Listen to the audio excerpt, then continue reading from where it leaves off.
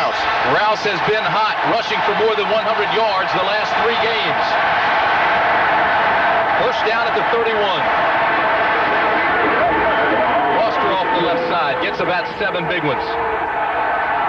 Barry Foster's a fullback that's only about 5'11", maybe about 220, and that makes it very difficult to tackle him because he's got such a low center of gravity. You have to really wrap him up and get your shoulder in on him, otherwise he's going to gain yardage on you all day. Ken Hatfield in his 6th year at Arkansas.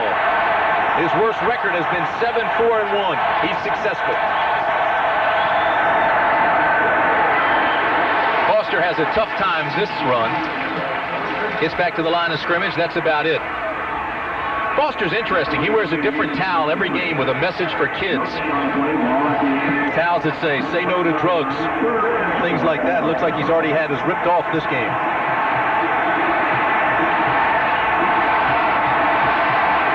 It'll be 3rd down and call it 4 for Arkansas. The last time the Razorbacks scored an offensive touchdown against A&M was in the 3rd quarter of the 1986 game at Little Rock.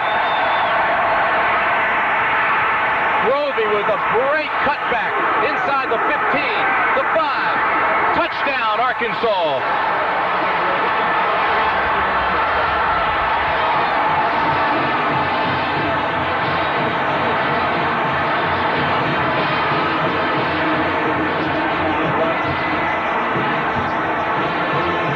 A 25-yard run.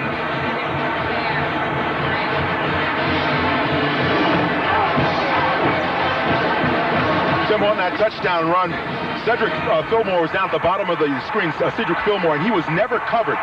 So when the ball was snapped, he was never covered by defensive secondary.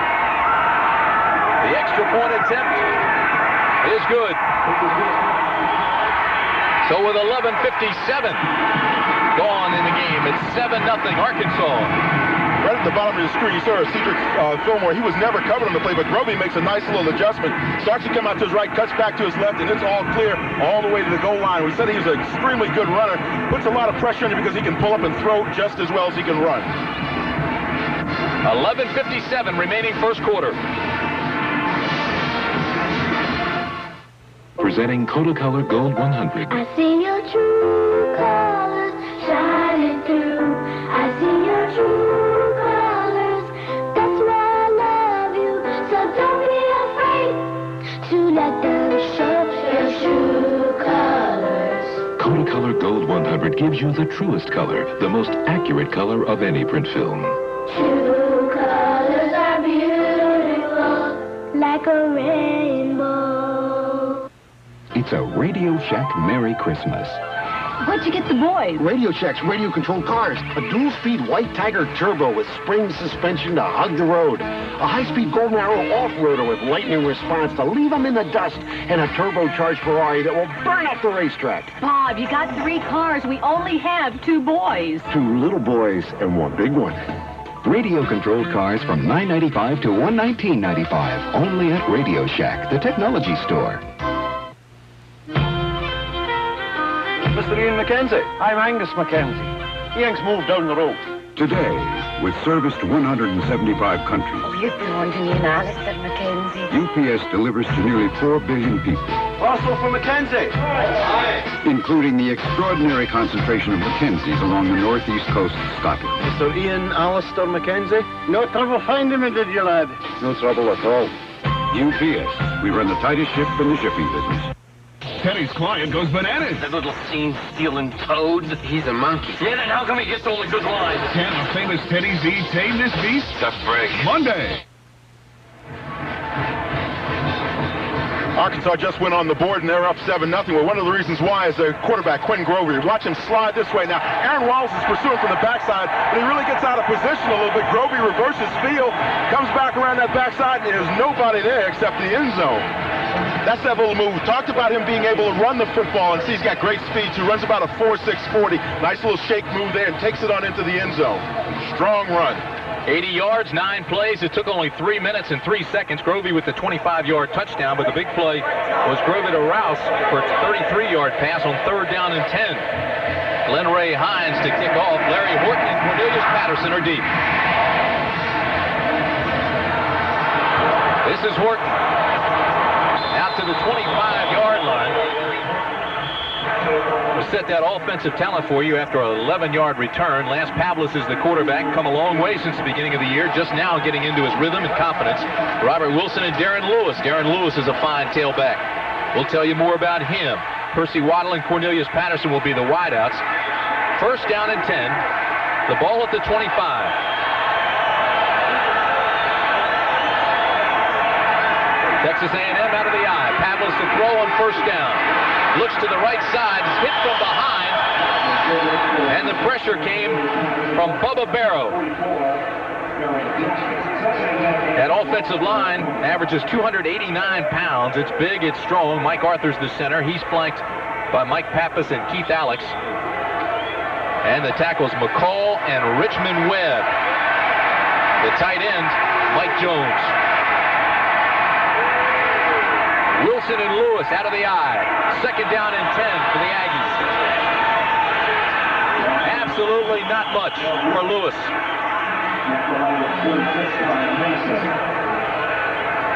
That defensive line has Chad Rowland at nose guard, junior college transfer.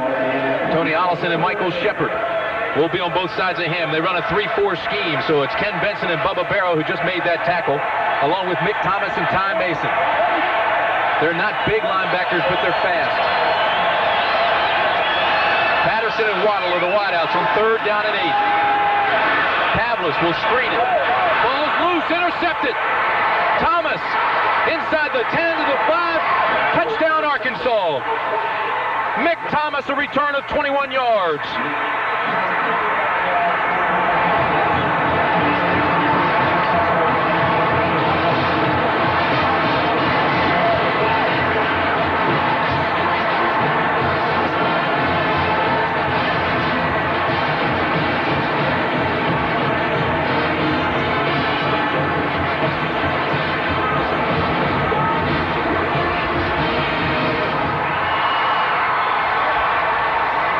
They'll test Pavlis' confidence now. First interception of the year for Thomas. And the return of 21 yards for the touchdown. Todd Wright on for his second extra point. Gary Adams is the holder.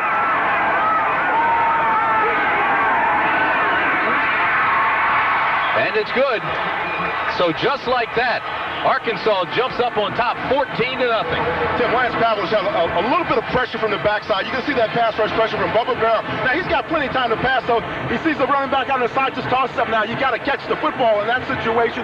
Tough situation, though, when Thomas comes in and picks it off. Good timing on the pickoff. Came in, didn't look for the tackle, looked for the football. Dan, you could see his head would turn left before the ball got there. He was already looking to which way he was going. Now watch Mick Thomas. He's got the running back one-on-one. You see he's stepping in there now. He's going to go back to his area, cover the running back. Offensive line never really has a chance to get out there and pick him off. That was Alex, I believe, tried to get out there and pick him off and just didn't work for him. Now Thomas takes it on in for the touchdown. It's 14-0. Razorbacks. There is a new dimension for those who love to drive. It is long, sleek, smooth yet precise, designed for comfort, built for the road, shaped by the wind, proven on the track. Introducing Lumina, the adult sport coupe. When it comes to new dimensions in performance, nobody's winning like.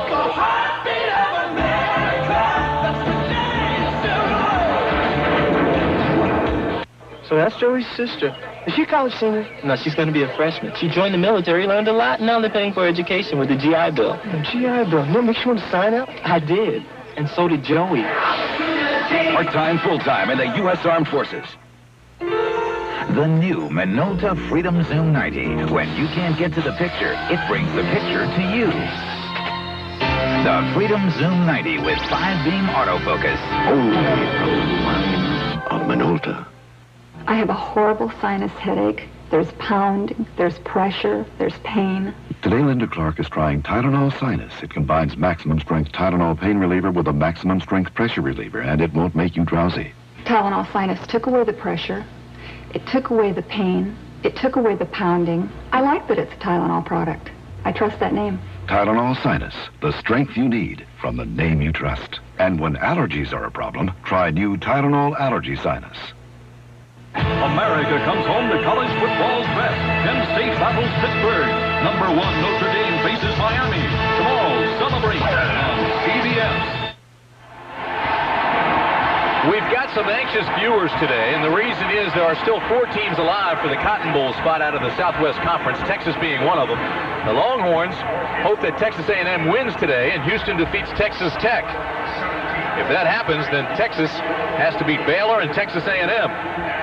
And they've got a good shot at that Cotton Bowl. Texas Tech, on the other hand, has to defeat Houston and hope today's winner loses next week.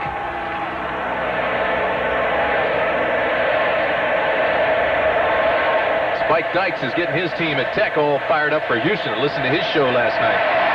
Glenn Ray Hines kicking off to Horton and Patterson again. This is Horton. Around the 30 to the 35. Fine return. Got a good block right down on the 30-yard line.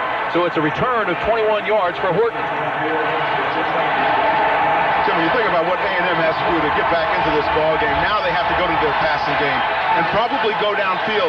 You're 14 points down here early in the first quarter. Now you really have to see if Lance Pavlis can get that passing game going, as well as a nice play-action setup if you're able to run the football successfully. Well, Texas A&M is a very young football team, so emotionally we'll have to see how they respond to 2 touchdowns in 52 seconds. First down at the 36, Aggies. Nice cut inside by Lewis to the 47-yard line. Tackle made by Tony Allison after an 11-yard gain. Robert Wilson delivered a pretty fine block for Lewis. Tim Brandt and Dan Jiggets with you at Kyle Field in College Station, Texas. Arkansas has exploded here in the first quarter, scoring 2 touchdowns in 52 seconds. Grovey had one, and Mick Thomas, the linebacker, picked off a screen pass and ran it in for a touchdown as well. 2 things that does for Arkansas. You think about them running the football. It helps them drain the clock as well as drain that defense of A&M. They get tired out there chasing around Quinn Grovey and his crew. Barry Foster is fullback. Lewis and Wilson will be the setbacks. Patterson and Waddle the wideouts. It's first down at the 47. Pavlis on play action, looks across the middle, has a man, it's complete. Percy Waddle has the first down at the 37-yard line. They'll mark it at the 38. The tackle made by Anthony Cooter after a 14-yard gain.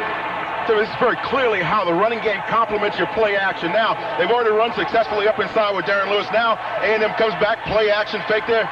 Lance Pavlis sets up, waits for Waddle to come across the middle on the slant pattern, finds the open receiver. He actually had 2 open receivers on that play. He went deep. He wanted to get maximum yardage. Cornelius Patterson goes out. Shane Garrett comes in. First down at the 35. This is Lewis. Breaks 1 tackle. Still on his feet. To the 26-yard line.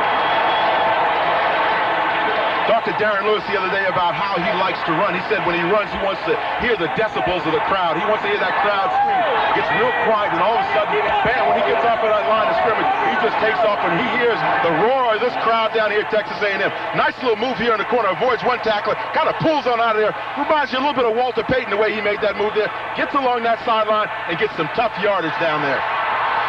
Hurry up offense, inside. It's Garrett. Touchdown, Texas A&M. Shane Garrett, the junior out of Crowley, Louisiana. A gain of 26 for the touchdown.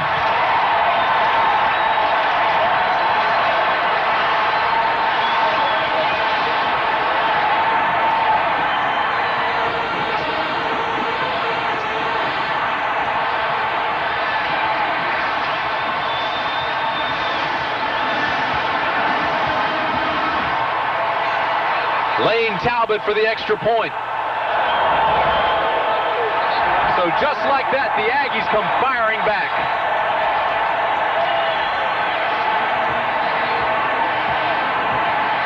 Head coach R.C. Slocum told us he had a couple of trick plays, and this is one you see Garrett. He took the ball and a little underneath handoff from the quarterback Lance Powell, and now he just takes off down that sideline. He's wide open to the sideline. Good, strong running there to take him on into the end zone. A lot of folks haven't even digested their turkey yet. 10:08 remaining first period. It's 14-7.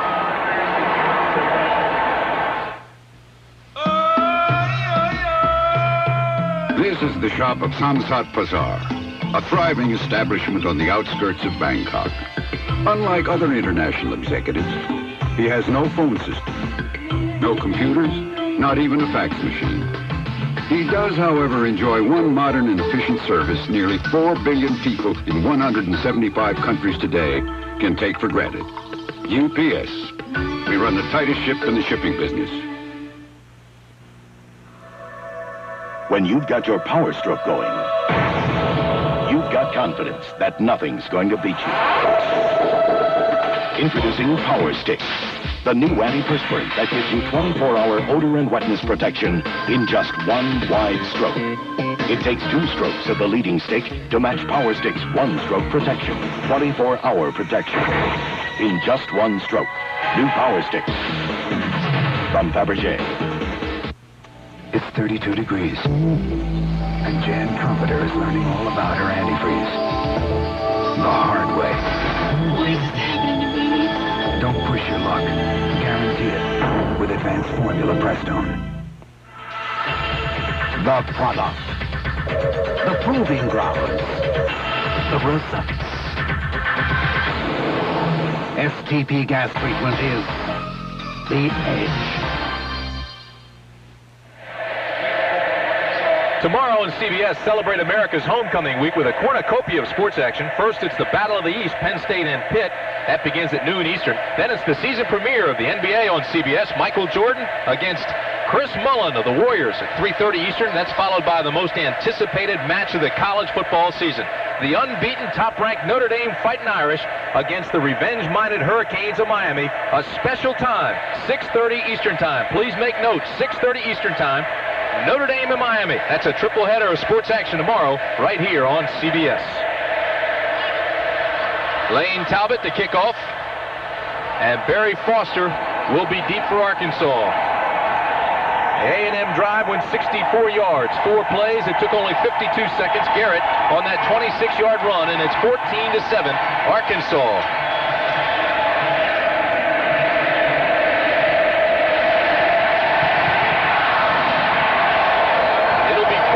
The 1. He's got a hold. A flag flies. Foster brings it out to the 28-yard line, but there is a flag down. A return of 27 yards if it stands. The tackle was made by Ramsey Bradbury. As you can probably tell, that call is going to go against Arkansas.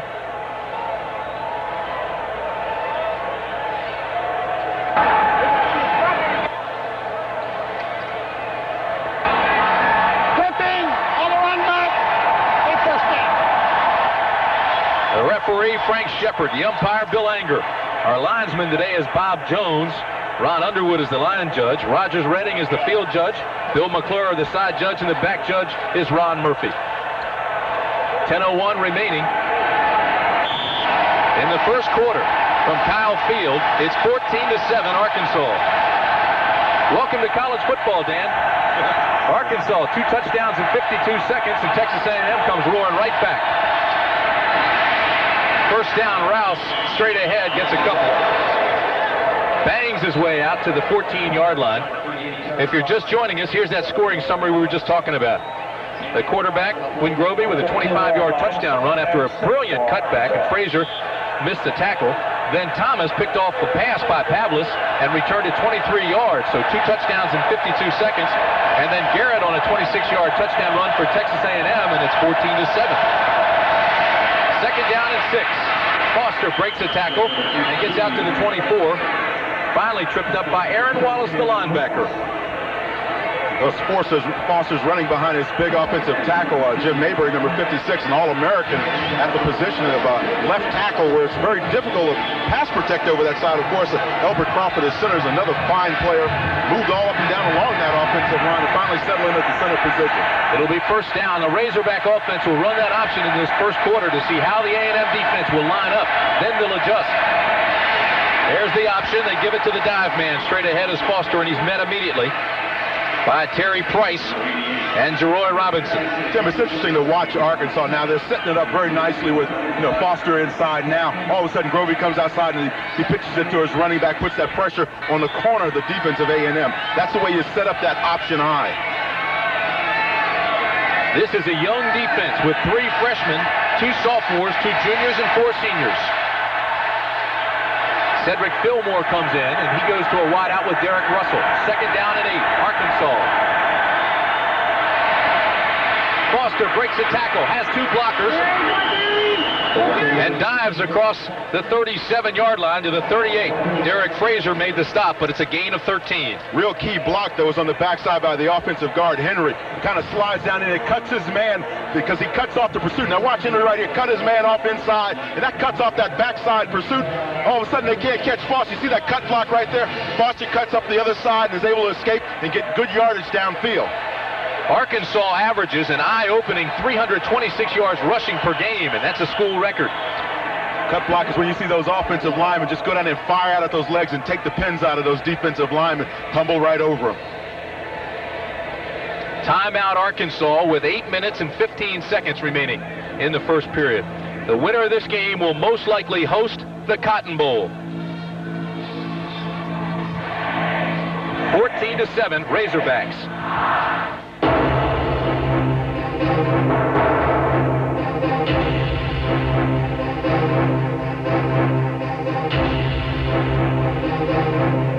If you choose to finance or lease your new GM vehicle someplace other than GMAC, you might find yourself waiting in line instead of out hugging one. GMAC. Nobody wants to get you into your new GM car or truck faster. Many men have sensitive skin that's irritated by shaving. Aftershave Skin Conditioner is clinically proven to soothe and relieve razor-scraped skin. Sensible care for sensitive skin. After. By minute.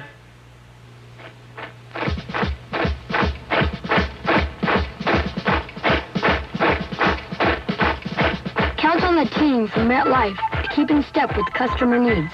Get Met. It pays. Hey guys, look what I found. To protect the members of this household, every smoke alarm gets a Kodak Ultralife battery. Kodak Ultralife batteries last up to 5 years in smoke alarms. In fact, because they're made with lithium, they last twice as long as any other batteries in the world. If they're good enough for this household, shouldn't they be in yours? Yes,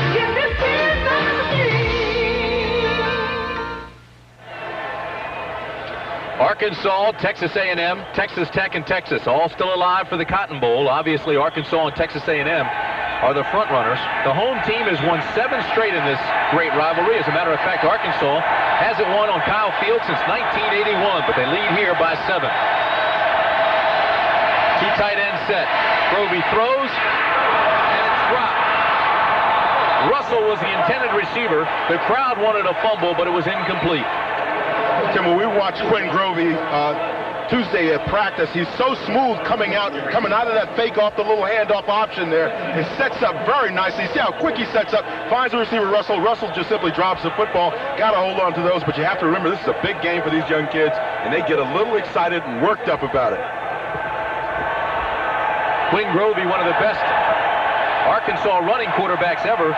He needs just 6 more yards to become the best running quarterback ever. At Arkansas, 2nd down and 10. Here he is, throws across the middle, and has it complete to Billy Winston, his tight end. Winston still on his feet at the 38. Finally stopped by Kevin Smith and Derek Frazier.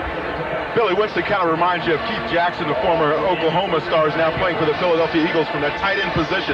Big, strong blocker up front, but can catch the ball, has nice, soft hands, the ability to get into his route and catch the football as well. You saw that time when he made the run there, it was real strong.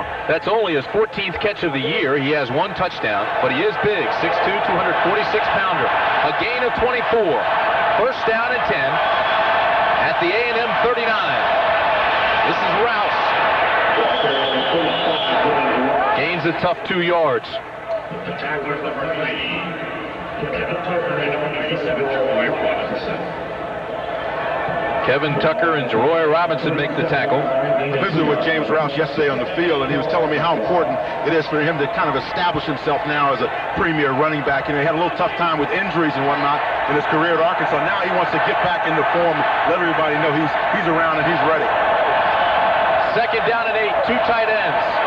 The option, Rouse. Great tackle on the corner. Rouse drags him down to the 32-yard line, but Larry Horton grabbed him and wouldn't let him go. Derek Frazier also got in on that play, but you saw Rouse try to finish off that run a little bit. Those extra couple of yards he squeezed out of it, just kind of keep pumping his legs and just kept going.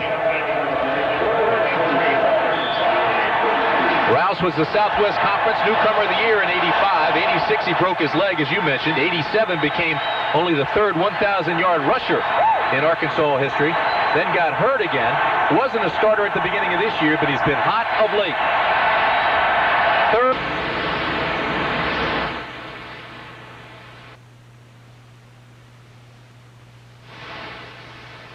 At the 27-yard line, it'll be enough for the first. So Arkansas now 4 for 4 on third down conversions. Tim, the defensive coordinator, Bob Davie, was telling us the other day that at A&M, they want to try to force this play right in here with their outside linebacker, number 23, Wallace. You see him there, he forces the play, forces Grovey to pitch the ball out. They want Grovey to have to make a decision as soon as he hits that corner.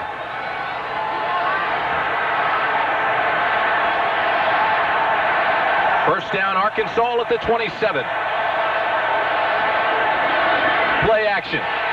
Grovey throws underneath to his fullback, Barry Foster. And Foster will be just about a yard shy of the first.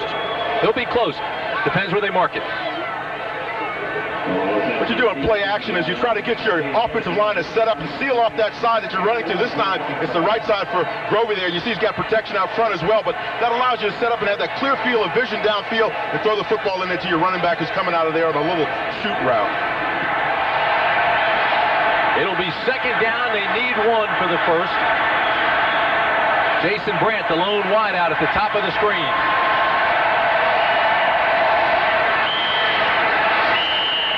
And flags fly everywhere. The A&M folks say that it was the offensive line of Arkansas that jumped. Anthony Williams came and tapped him as soon as he moved, so we'll wait and see which way the ball is marked off. So Anthony kind of going up that line of scrimmage and jumping in there just a little bit, trying to draw that offensive line of Arkansas off the ball.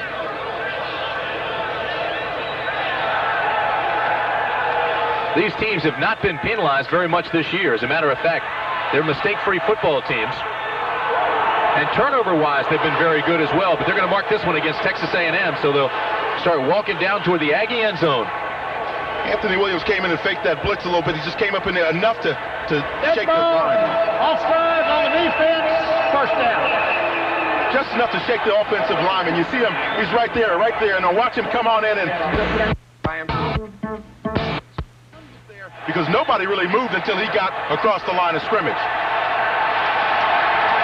Boynton won't get it this time. First down, Arkansas at the A&M 13. Rouse, left side. Inside the 10 to the 8, and another flag flies. Derek Frazier makes the stop. But there is a flag on the play. And it looks like it'll be against Billy Winston, the tight end. He had a good hook block going there. Maybe it was just a little bit too good. So they'll move Arkansas back. Well, just as I say, they're mistake-free football teams. 2 penalties in a row. Mention the fact that Winston is a good blocking tight end. Here's Frank Shepard. Holding on the offense, still first down. But he was trying to block Aaron Wallace that time, the All-American, the outside linebacker position. And Wallace really prides himself in being able to string a play along all the way to the sideline, and that time he had pretty good position working against Winston at the tight end. It'll be first down and 20. Arkansas takes out Steve Hudson, the tight end, and they bring in Derek Russell and Cedric Fillmore. Rouse and Foster are the setbacks. Nice cut outside. Rouse inside the 20 to the 19-yard line. Run out of bounds by Kevin Smith.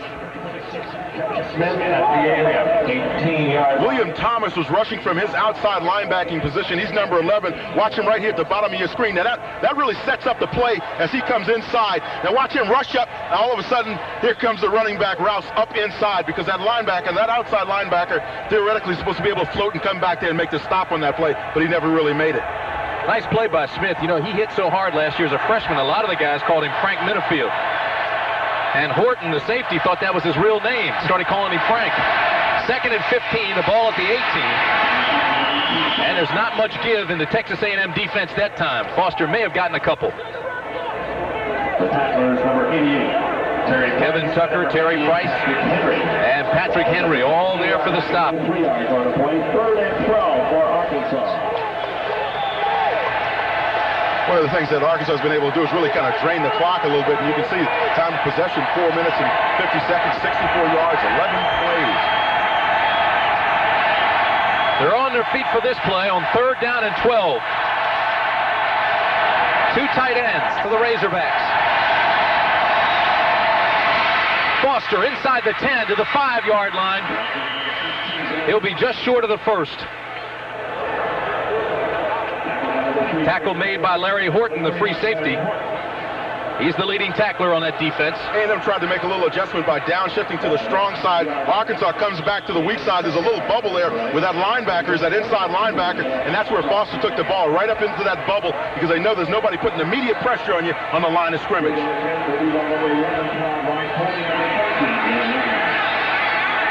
And on 4th down and 2, Arkansas will attempt a 22-yard field goal. Todd Wright is on. He's the kicker. Gary Adams is the holder. And it's good. So Wright connects from 22 yards out. And Arkansas extends its lead to 17-7 with 3:45 remaining first period. Hatfield told us the other day, he said he wanted to run the football very effectively today against A&M. So far, his offensive club's been able to do that. Now, defensively, the question is whether or not they can stop that powerful A&M offense with that big, huge offensive line that they've got. Tomorrow, the bowl bids come out, so let's speculate a little bit and take a look at the John Hancock Bowl. Texas A&M or Arkansas will go against Pitt, presumably.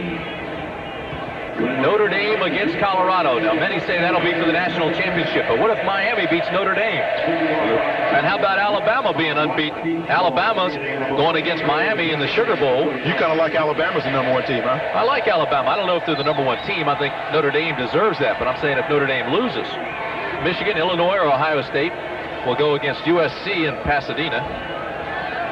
The Cotton Bowl, Texas A&M, Arkansas probably against Tennessee. And the Fiesta Bowl, Florida State against Nebraska. I'm a big proponent, though, of the national championship game, Dan. I think they ought to play that after the bowls are complete. I'd like to see an unbeaten Alabama team play an unbeaten Notre Dame team for the title. 3 minutes, 45 seconds remain first quarter. Glenn Ray Hines will be kicking off for Arkansas. Larry Horton and Cornelius Patterson deep for the Aggies. This is a short kick. Taken by the up man at the 27-yard line. So good field position to start things off for Texas A&M.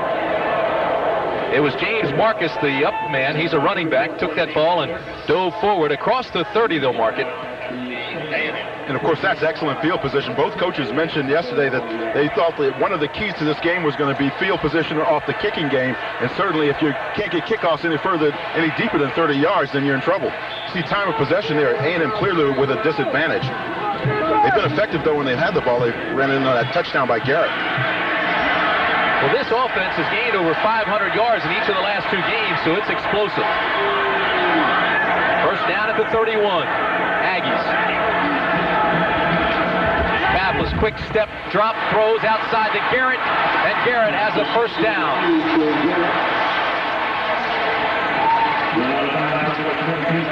Gain of 12, knocked out by Curtis Banks. And Banks did the best job he could. When you get that quick hitch like that, the quarterback just takes one step back. It's a very quick read situation, and it's really like a long handoff out to your wide receiver. Pavlis has a strong arm, doesn't he? He has a rifle. He threw for 5,000 yards in high school, so everybody knows he can throw. Finally polishing up his game and getting some confidence in himself now. Top high school quarterback in the state of Texas 3 years ago. 2 tight ends, all tackled. It'll bring up 2nd down and 8. Robert Wilson, the ball carrier. The tackle that time was made by Ty Mason.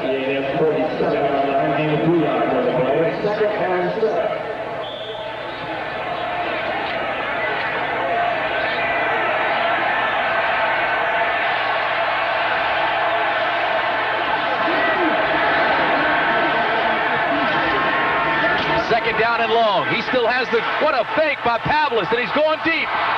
Garrett's open, and he missed him.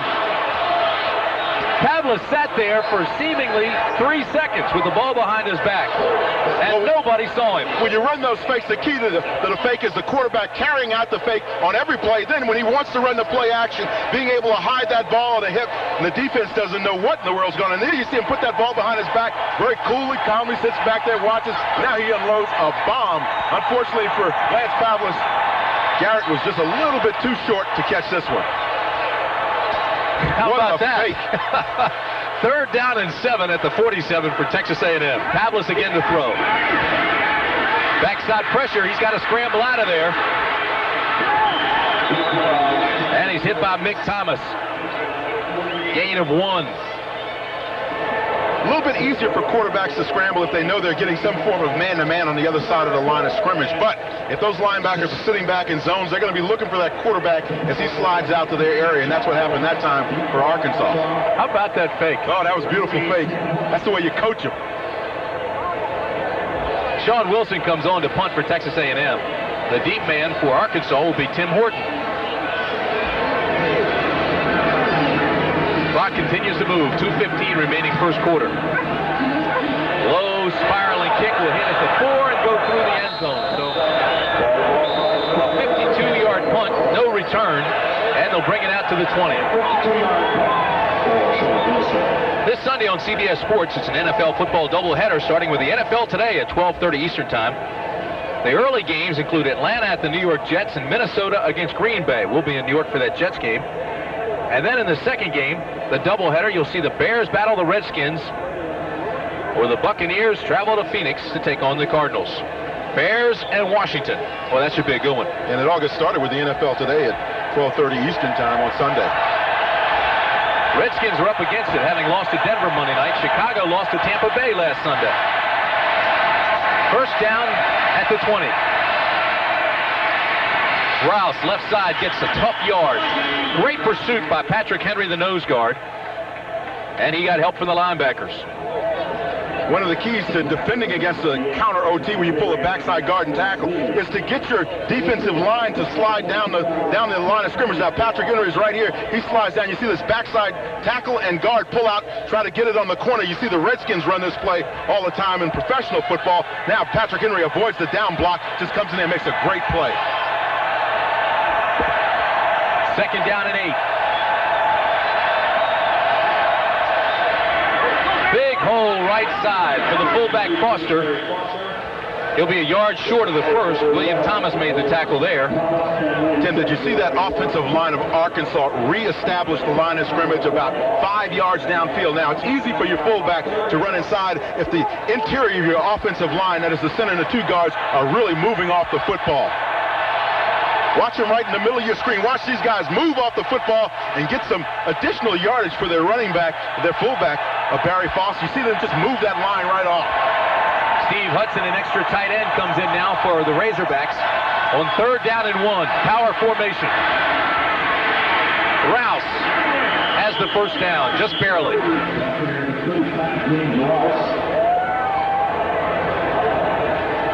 Rouse averages almost 6 yards a carry, Dan. He's run for 730 yards coming into this game. One thing that R.C. Slocum will not allow his defense to do, though, is he won't let you run wide on them very much. They pride themselves in that defensive side of A&M and taking the ball and stringing it all the way to the sideline and not letting you get around those corners. First down at the 31. Grovey with a great cut inside, has a first down at the 42-yard line. Tripped up by Derek Frazier and Gary Jones. You know, Gary Jones hit Grovey one time last year, knocked him out of the ball game. They took Grovey over to the sidelines, and the trainer says, all right, do you know where you are? And he thought he did, but he didn't. And he says, who's the president? He said, Jesse Jackson. He didn't come back in either.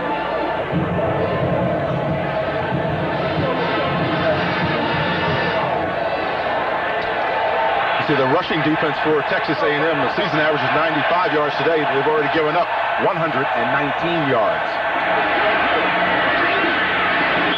Rouse on first down stumbles ahead for a tough yard. Got maybe two. Anthony Williams, the tackler. A little sprint draw action, and it appears that we have a player down on the field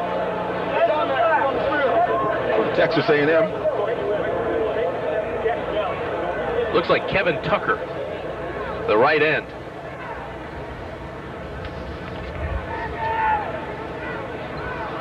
"17 seconds remain first period. It's 17-7 Arkansas. Tim Brandt, along with James Brown and Dan Jiggets at Kyle Field in College Station. More than 62,000 fans expected here today. A lot of the students are still home for Thanksgiving holidays, so it is not completely sold out. But for those of you who thought it'd be a low-scoring game, Arkansas came out, scored 2 touchdowns in 52 seconds. Grovey got one. Thomas intercepted a pass and ran it back. There's Grovey's 25-yard touchdown run. Then on the very next series, Thomas intercepted a screen pass, but A&M answered that. And Wright kicked a 22-yard field goal just moments ago, so it's 17-7 Arkansas.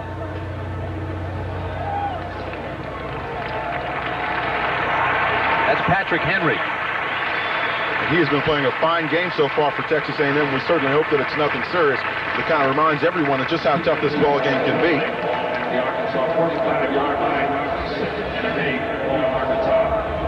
Kenny Hatfield, in his 6th year, his winning percentage is the best in school history. You know, that says something with Frank Broyles having been there and Lou Holtz. But he's won 76% of his games. His worst record was 7-4-1. And I think the other thing about Ken Hatfield is he likes to keep a program on the up and up. He mentions that in his conversations, how he likes to keep everybody on the square and keep everything above board. And I think that's very important when you analyze college football. Dan, Patrick Henry comes out of the game. You saw him help him off. So now Kevin Tucker, the right end, moves down to nose guard. And Jason Black moves up to right end as the first quarter comes to an end. So that's the end of the first quarter with a score. Arkansas 17, Texas A&M 7. College football will continue after this message and a word from your local stations. The following fine items were purchased with Visa cards last year, but not paid for.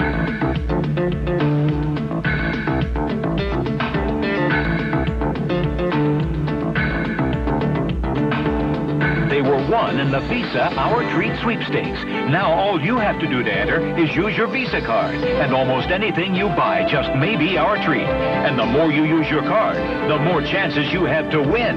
So why pay with anything else? If you have a house as messy as this, and a son as helpful as this, get a shop vac. Look at the power this baby's got. A shop vac wet dry picks up everything from nails and wood chips to broken glass to gallons of water. Thanks for the car, Dad.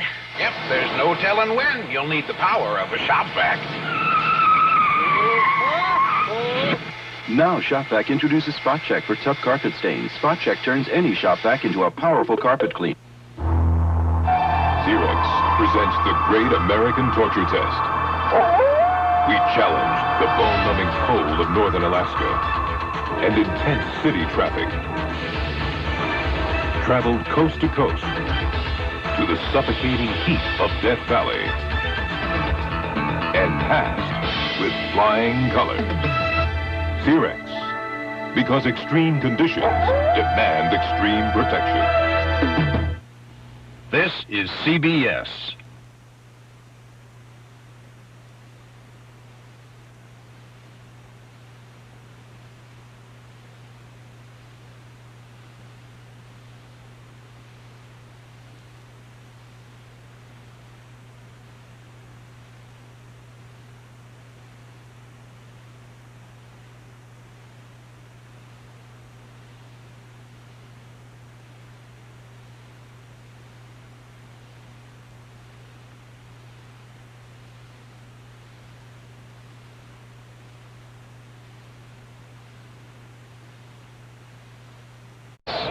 I could have used that the other day trying to get into College Station.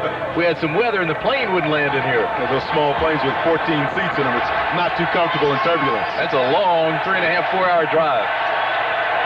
15 minutes gone as we start the second quarter. It's 17-7 Arkansas. Razorbacks with the football.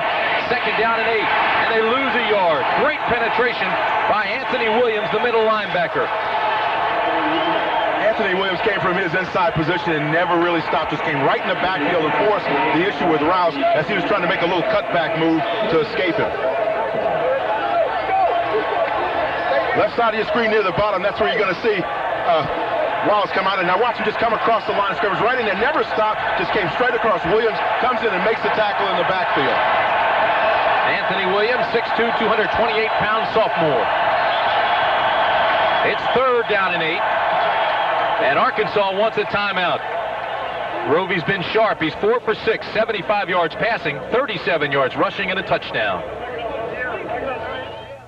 Now's the time. Your Chevrolet Geo dealers the place. The last great deals of the decade. With hundreds in cash back. On Chevy Corsica, Beretta, and the roomy Lumina sedan. And the trucks America loves, from Blazers to S10 pickups. And it really pays to get to know Geo, the great new line of import-inspired cars. So see your Chevrolet Geo dealer now for great deals on select 89 and 90 models. Before the last great deals of the decade. Are yesterday's news. It's a Radio Shack Merry Christmas. Thanks to Radio Shack, next year we'll be quieter around here. Speakers are half price, so Greg can rock in his room. And there's a $14.88 phone for Dina's private conversations. $8.95 action games for the carpool. Bob keeps busy with the mobile CB, just $79.95. And with a pocket calculator at $8.88, the savings add up. Thanks, Radio Shack. The Christmas electronics sale, only at Radio Shack, the technology store.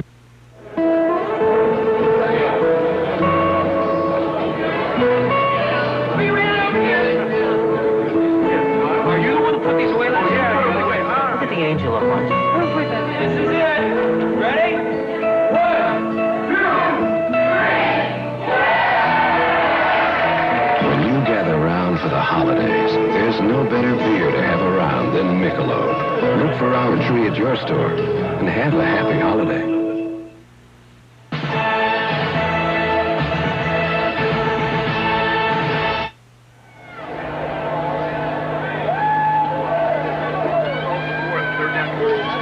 At the top of the show about how this is a tradition-laden school. Let me tell you, I've got a few more coming your way. One of the other more interesting sites here is the Eternal Flame that's located just outside of the stadium here. Proceeds donated by the class of 1983 for the Eternal Flame. And again, talking about the ongoing spirit here. And Reveille now, although this appears to be somewhat of a sad sight, there have been 5 mascots here, all very well-kept dogs, and I'll talk more about them. That was the site of Reveille 1. Reveille 5 is alive, and we'll talk more about him as the game progresses. Let's go back upstairs to Tim and Dan. All right, JB, it's third down and 8 for Arkansas. 14:23 remaining in the half, and it's 17-7 Razorbacks. Now, Arkansas has 10 first downs, and the Razorbacks have been 5 for 6 on third down conversions. Quinn Grovey has pressure, and he's sacked at the 35. Terry Price got there first.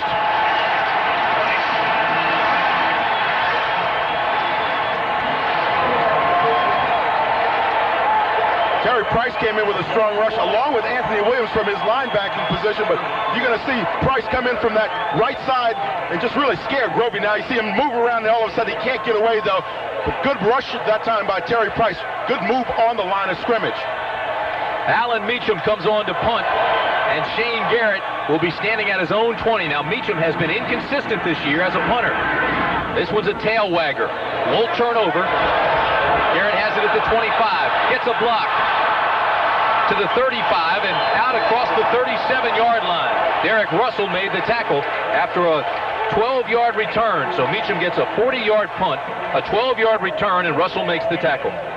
Tomorrow here on CBS, another reminder, celebrate America's Homecoming Week with a cornucopia of sports action. First, it's the Battle of the East, Penn State and Pitt. That's at noon Eastern. Then it's the season premiere of NBA on CBS. Jordan and the Bulls take on Mullen and the Warriors. And then the big one, Notre Dame against Miami. Special time for that one, 6:30 Eastern. First down at the 37 for A&M. Wilson straight ahead out to the 41-yard line. Once again, one of the keys to this ballgame has been time of possession. You can see Arkansas clearly with a huge advantage, 13 minutes, 2 seconds. A&M with only 3 minutes and 25 seconds. The main reason why Arkansas has been able to run that football effectively. You're not kidding. Arkansas, 10 first downs, almost 200 yards total offense in the first quarter alone. And they lead by 10. On 2nd and 6, this is Lewis. To the 46-yard line. Shannon Wright tripped him up. Key block there by Keith Alex, the offensive guard, number 67, came out and made a nice adjustment at the point of attack to block his man out. And that really swings it out. Now, watch him right here. Watch him come out, step up, and then come back and really block that man out of the picture. Now, the key for a running back is to get enough vision to see this. You have to get back deep in that I formation so you can see your man throw his block. 3rd down and 1.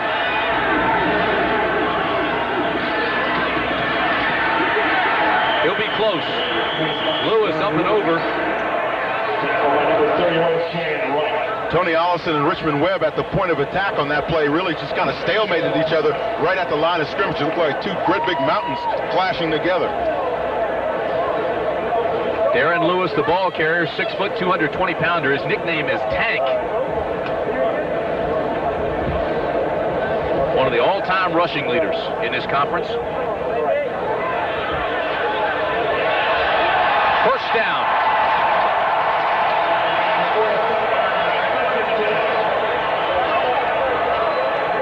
The winner of this game will take over sole possession of first place in the Southwest Conference.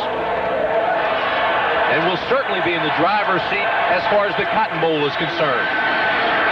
These two teams have won the last 4 Southwest Conference titles. Pavlis on first down drops it to Wilson, and Wilson's at the 46 in Arkansas territory. Pavlis had Wilson underneath open, and as well as his tight end downfield, he had him open as well, so he worked that sideline very, very nicely, came out, put a little pressure on the corner. If you're going to have your quarterback rolling out in a rolling pocket, one of the things you want to have him do is be able to come out, set up, and find his receivers downfield. In this case, Pavlis does a fine job of dumping the ball off to his running back. 2nd down and 3, A&M. This is Lewis. Has some blocker, spins his way across the 40. We saw Arkansas run this play early, the counter tray or the counter OT. This time A&M comes back with it. Whenever you have big linemen on that backside, you want to pull them out there, let them get to the point of attack. And that's exactly what they do. You saw Webb come around there along with Keith Alex and really punish those people up inside. Dan, we just got word that Patrick Henry, the nose guard for Texas A&M, has a dislocated elbow, and he will not return. First down, Aggies at the 40. Wilson off the left side for a couple. Tim, sometimes the little things mean a great deal. That time, Lance Pavlis, again, carried out his fake very nicely. Now, when he wants to come back and run that thing, all of a sudden the defense thinks that he's just faking again. He'll pull that ball back out and still keep it and go downfield. Pavlis is 3 for 6 passing, 36 yards. He may go to the air here on 2nd and 8. Instead, he gives it up front. Wilson across the 35-yard line. But it'll bring up 3rd down and 5. Thomas made the tackle here. Now watch him in the isolation. He come up, stick his head right in there, and see him slide along that line of scrimmage. That's what you got to do at that linebacker position. Is just slide, keep your vision in there, and find out where that running back is, and then attack like a cobra snake. Just see that head just snap right in there. Brian Ross, the tight end, comes into the game. He'll flex just slightly. You see him at the top of the screen in the slot. 3rd down and 4. Lewis is not going to get there. He had to get down to the 29-yard line. He made it to the 31. The crowd obviously wants R.C. Slocum to go for it on 4th down. Well, I tell you what, Patrick Williams came up from his safety position and made the stop right there on the line of scrimmage. Read that option all the way and just came up there and played it very nicely. Percy Waddle comes out of the ball game. Shane Crawl comes in. It looks like Texas A&M will go for it on 4th down and 1.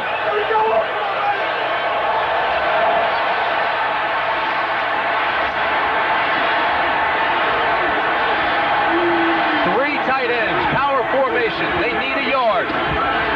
Pavlis is in trouble and throws it away incomplete. Backside pressure that time by Shannon Wright. He just came in. He said, I'm not taking any fakes. You can fake the ball all you want, but I'm going after the quarterback. Well, everybody took that fake in the first quarter. But Tony Allison, number 97 here, doesn't, as well as Wright. They both come in there. You see that pressure right now. Pavlis goes, I know I've been faking you guys pretty good, but this time you just didn't go for it. So Arkansas takes over on downs. 8 minutes, 59 seconds remaining in the first half.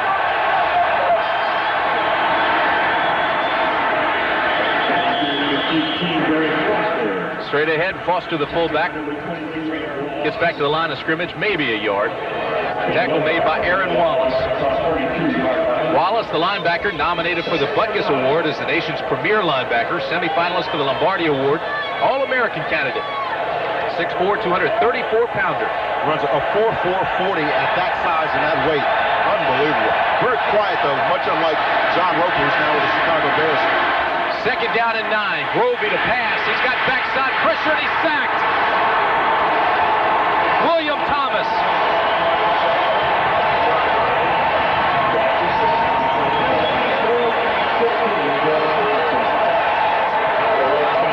The second time Grovey's been sacked this afternoon. He is right up here coming from that outside position now. You know, a couple of weeks ago, he kept Andre Ware very aware of his presence when he rushed the passer, and now he certainly got Quinn Grovey very much aware that he likes to rush the quarterback from that position. A loss of 6. It'll be 3rd down and 15.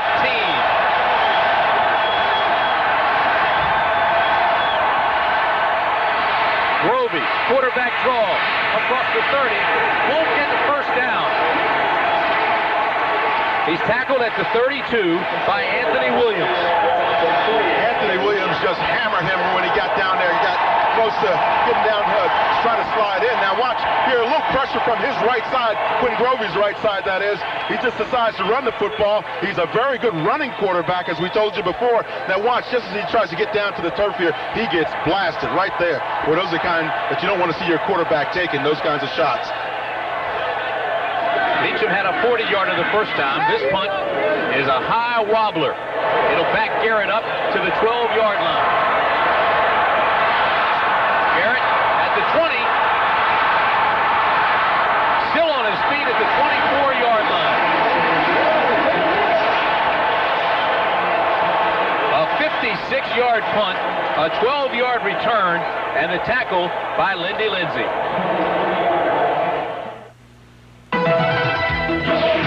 You're in good company. Now you can take on the finest liberty. You might discover you got the right stuff all alone. The U.S. Armed Forces gives you the chance to grow, to do your best, and to become a leader. Opportunity is waiting for you, in the U.S. Armed Forces. Every year, it gets harder to keep the guys' hands off their gifts. That's because I always give them good-looking isotoner gloves. So I'm hiding them in my locker. Now they won't be grabbing these comfortable, great-fitting gloves. So take care of the hands that take care of you. But take care where you put the isotoner gloves. And now, Isotoner fans, there's a present for your feet. Isotoner's introducing slippers and socks for men. Catch them at fine stores everywhere.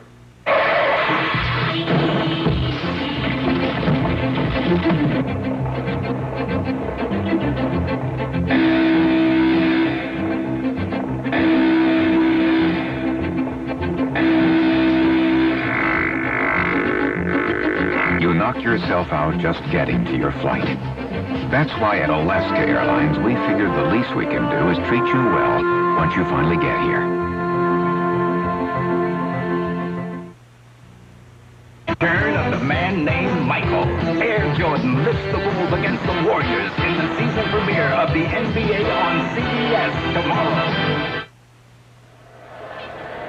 Another reminder this Sunday on CBS Sports. It's an NFL doubleheader starting with the NFL Today at 12:30 Eastern Time with Brent Irv and the gang in New York. Then the early games include Atlanta against the New York Jets and the big one, Minnesota against Green Bay. That should be fun to watch. The second game of the doubleheader, the Bears against the Redskins. Chicago and Washington both lost last week, so this game now becomes critical in their quest for the playoffs. It all starts at 12:30 Eastern Time right here on CBS Sports. First down and 10, the ball at the 23-yard line for Texas A&M. Two tight ends, Jones and Ross. Pavlis gives straight ahead, and Texas A&M may have lost a yard. Lewis was hit almost immediately by Ken Benson.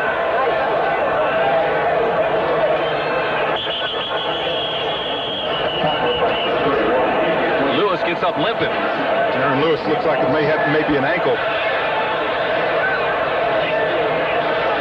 There's an injured player, Dan. It's Tony Allison. That's exactly right. Allison, 6'3", 272-pounder out of Malvern, Arkansas. This is one of the things you really hope to avoid, and whenever you talk to the head coaches of both teams, they say, gee, if we can avoid injury, that's the one key thing, particularly when you get your frontline guys down, and then suddenly you may have to rely on a young freshman who comes into a big game situation and may be shaken a little bit by the circumstances. Here's a look at Tony, his junior year, out of Malvern, Arkansas, as Tim just told you, a communications major. Dan, on the other side of the line of scrimmage, Lewis is coming out of the ball game. He, too, is limping after that collision. So Keith McAfee, a sophomore from Sugar Land, Texas, will come in. McAfee averages almost 4 yards per carry. He's got 2 touchdowns. But Lewis, of course, the big guy as far as Texas A&M is concerned, and Allison being carried off. As we told our viewers at the beginning of the game, he's the guy who everybody thought was going to be in the running for the Heisman. Of course, with injuries, and of course he got dinged up again today. Came into this season, into this game with 715 yards on the year. Scott Long replaces Allison. It'll be second down and 10. This is the worst starting field position of the day for Texas A&M. Keith McAfee gets out to the 25-yard line. Well, you talk about Lewis being mentioned early in the year as a Heisman Trophy candidate. I thought it was interesting to hear the head coach, R.C. Slocum, take part of the blame for his slow start. And the reason being, he kept everything very conservative, let defenses key on him to build up the confidence of the quarterback, Pavlis. So it was a give-and-take situation. Lewis comes back into the game now on third down and 8. Pavlis eludes one tackler, throws across the middle, almost intercepted. Patrick Williams almost had the ball. It skipped to him just short. It was intended for Cornelius Patterson. One of the things young receivers have to learn, though, is when they see their quarterback in a distressed situation, is to work to an open area of the field or come back to the quarterback. This time, Pavlis can't find a receiver downfield early, so he decides to slide out to his left just a little bit. Still can't find him. Now pulls it down, avoids a sack there. But see, that whole time, none of his receivers were coming back to the football. Sean Wilson punting to Tim Horton. It's a short punt, and they're going to call interference because they didn't give him enough room to make the catch. 27-yard punt, 5-yard return, and they'll tack on a few extra yards to that. Anthony Cooney was the guy down there, and his excitement didn't give enough room.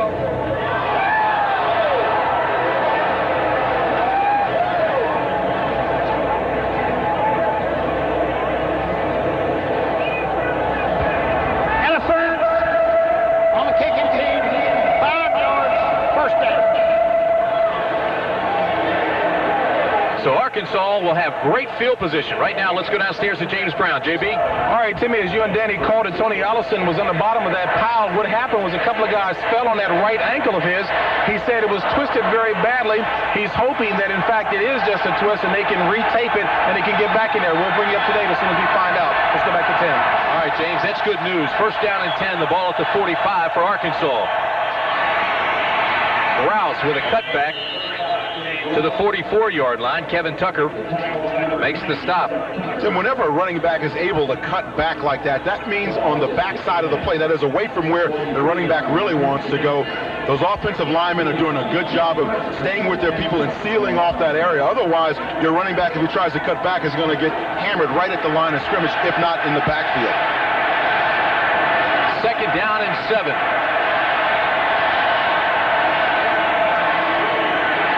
Straight ahead to the fullback. To the 40-yard line goes Foster. Looks like they're praying. Or sleeping. It's another tradition probably here at A&M, and we'll send old JB down there and trying to find out what's going on. They've got some great traditions here. And they boast a spirit and pride that's second to none in the Lone Star State of Texas. 3rd down and 4 for Arkansas, the ball at the 40. Grovey throws. Incomplete. Great lick administered by Gary Jones on the tight end Billy Winston. You know, if he hadn't have been looking at the receiver, though, he could have had the interception. He could have had the interception. The ball was just floating up there in the air. It looked like a huge balloon. Looked like that Goodyear blimp, and he just came in and put his head down and stuck it in there instead of looking for the interception. Watch on the right side of your screen. That's where you're going to see Jones come up and make the stop on Winston. But you can see if he just looks up a little bit, see that ball's up in the air, and he's got his shoulder lowered already, not really looking for the ball, looking to make the stop. So Todd Wright comes on to attempt a 57-yard field goal. His longest is 47.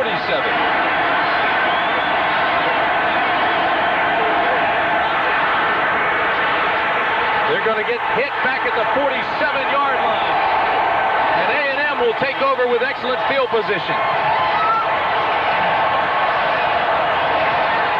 Tim, before the game, I was watching the long snapping of Darren Worrell, and he's having a lot of problems getting the ball back to his holder, and it's reflected right there in that situation. He just did not get the ball back low enough for the holder to get it down there and field it cleanly. Now, all of a sudden, you put everybody in a tough spot because if that timing isn't right, it's blocked, and it could be run back. Gary Adams is the holder. He's also a quarterback, but he couldn't hold on to the snap. He's a quarterback, but he's not a magician. 1st down, the ball at the 47 for Texas A&M. Here's that play again. Pavlis has pressure this time. Now throws. And it's complete to Mike Jones. Jones gets maybe a yard, but the fake did not fool Arkansas this time. It's still fun to watch. It sure is. Lance Pavlis is really getting some of those smaller, finer techniques of the quarterbacking position down. Now, again, you see him hide that ball back there. This time he wasn't quite as cool and calm and collected as he was before. This time he rushed it just a tad. You sit back there and really fool that defense, your receiver will be open downfield. He had old Bubba Barrow coming right after him. 2nd down and 10. Lewis spins and turns his way to the 43-yard line. Ty Mason with the tackle. Talked about Darren Lewis running for those decibels, waiting to hear that crowd noise when he explodes out of that backfield. Fine young man, really enjoyable to talk to. 3rd down and 7 for the Aggies. The ball at the 44. The lone setback is Wilson. Pavlis looks deep, throws, has a man wide open. Waddle inside the 25 to the 22-yard line.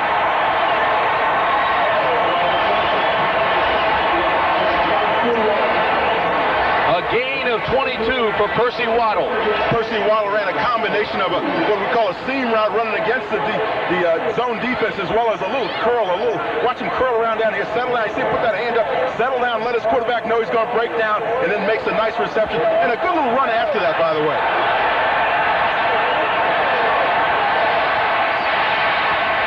First down at the 22. The reverse. Lewis looks for a receiver. Throws deep. Waddle's open. Oh, did they miss an opportunity there? Darren Lewis fools a lot of defenses because he's left-handed, and when he runs that left, everybody's thinking, well, he's not going to throw the ball. So he pulls up. Usually he finds his tight end Mike Jones down there. He found him early in the season against LSU for a touchdown, a 31-yard, and this time he pulls up. See, he's got a little style. You see how he holds that ball out. It looks pretty good. Looks kind of like Quinn Grovey. Then just simply overthrows the ball. He's got a gun for an arm. That's 2 times Texas A&M has had a man wide open in the end zone, and they've missed it. 2nd and 10. Throw underneath the linebackers. It's complete to Mike Jones at the 10.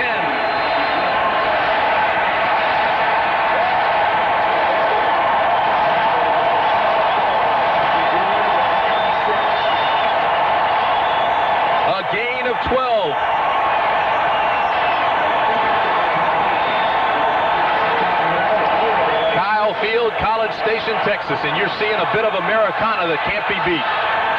Tim Brandt, Dan Jiggetts, and James Brown with you at Texas A&M. Arkansas leads by 10 with 2:20 remaining in the half. First down Aggies, the blitz is coming, and Pavlis throws it away, and a flag is down.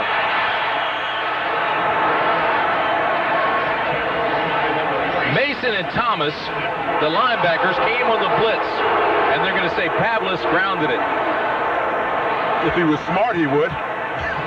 So that M&M blitz, those two linebackers coming up inside, one of them goes unblocked. Now see, both of them are going to come in here now. As an offensive line, you can pick off one, but one of these guards has to come up and block this down lineman. As a result, one of those linebackers is going to come free, particularly if your running backs are going out into their passing routes. And that's exactly what happened that time to Lance Pavlis.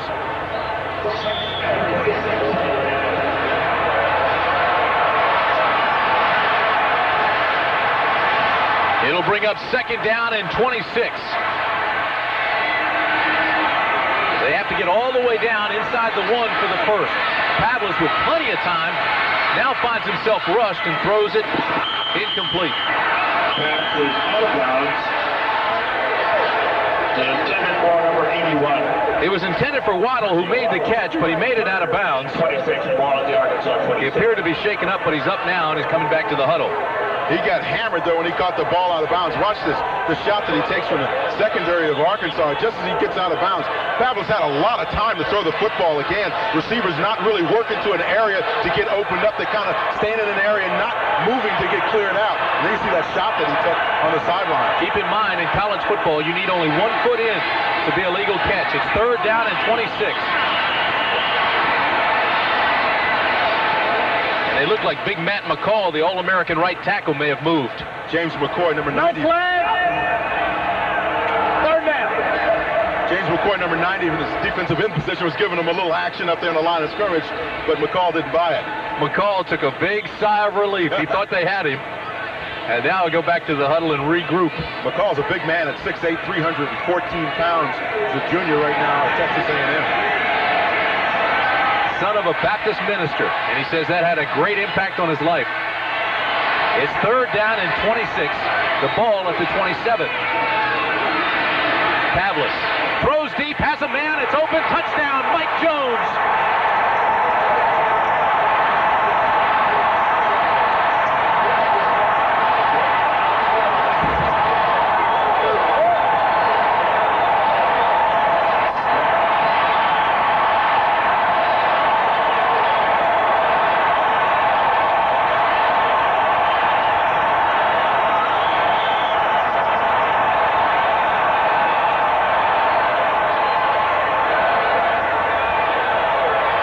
Talbot comes on for the extra point. A 27-yard strike for the touchdown, and the extra point is good. So with 1:58 remaining in the half, it's now 17-14. A&M closes the gap.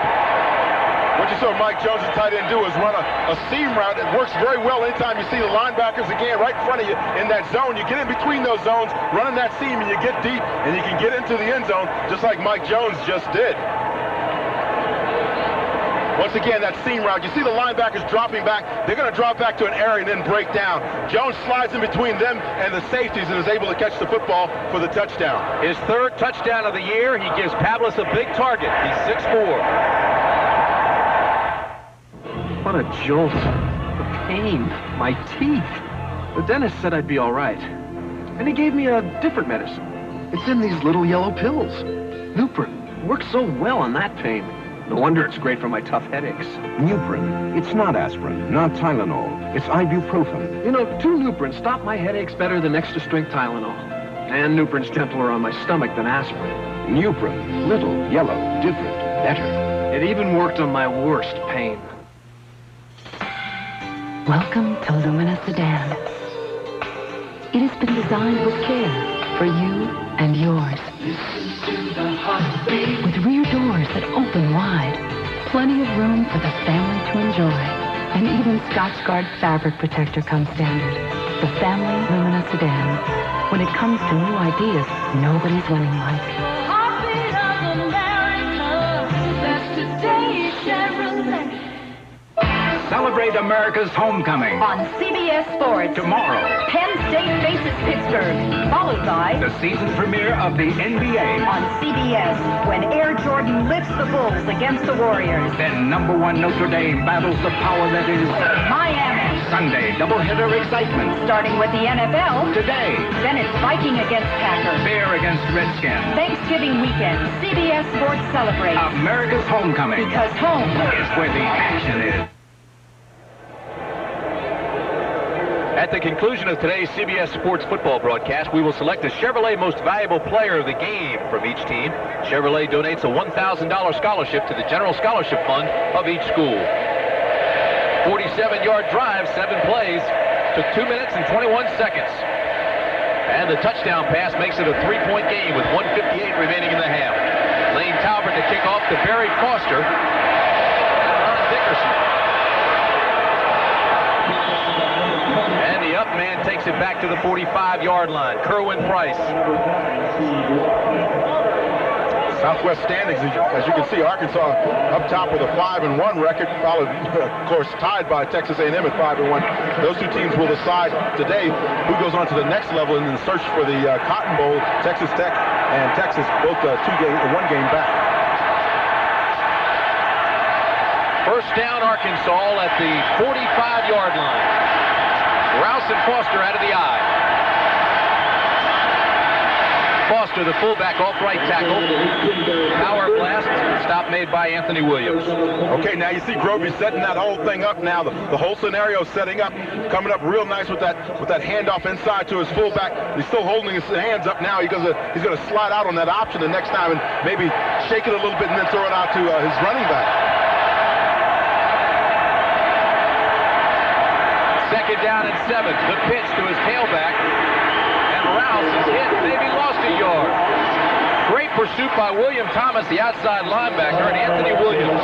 William Thomas is a bit undersized for an outside linebacker at about 200 and maybe 5 pounds, but the thing that it really helps him along in is the fact he's got tremendous speed. So if you try to run to that sideline, he plays off very well with his hands, gets the blockers off, and just takes it all the way to the sideline. All conference? All conference, no question. 7.5 sacks for the year. Tied with Wallace for the lead on the team. It's 3rd down and 8. Incomplete. Intended for Horton. He couldn't control it.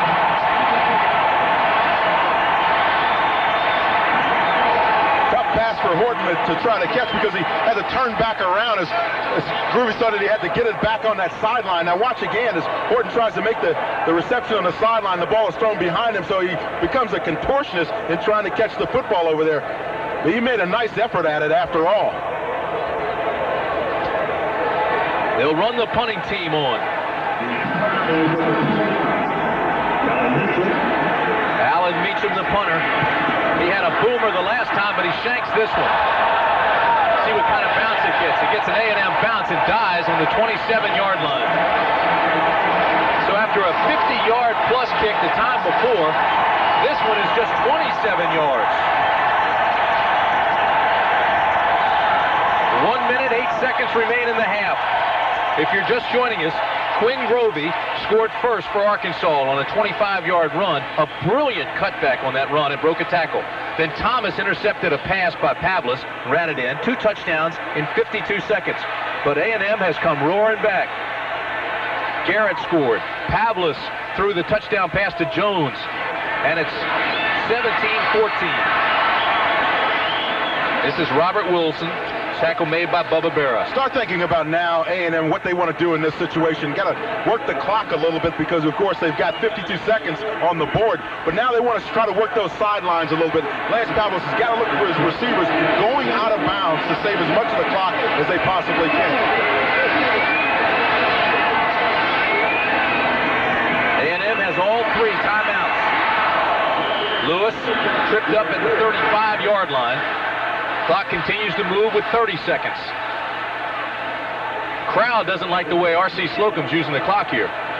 It's a conservative use of the clock, but really I think you'd be better off in using your receivers and working down the outside of the field. I'm very surprised that A&M is trying to run the football in this situation. They aren't going to run it again. They're going to let the clock tick down and just keep it at a 3-point ball game.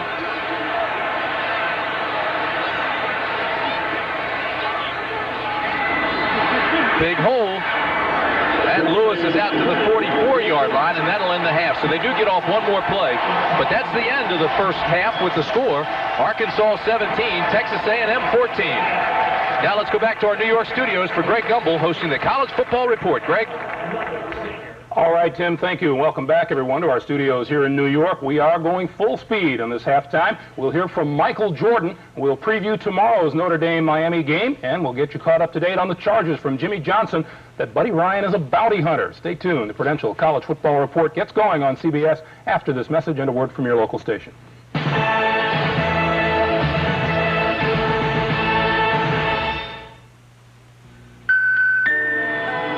Every night while you're sleeping, UPS is maintaining its status as the only company that delivers overnight to every address coast to coast.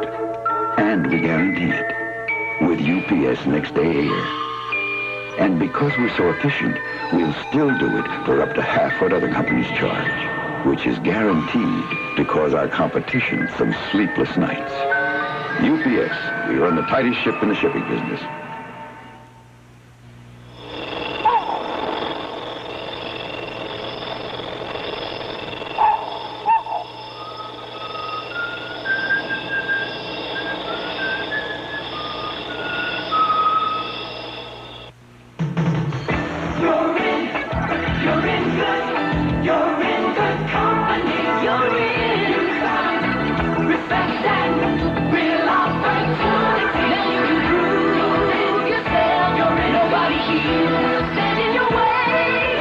In the U.S. Armed Forces, everyone has a chance to learn, to grow, to lead. Opportunity is waiting for you, in the U.S.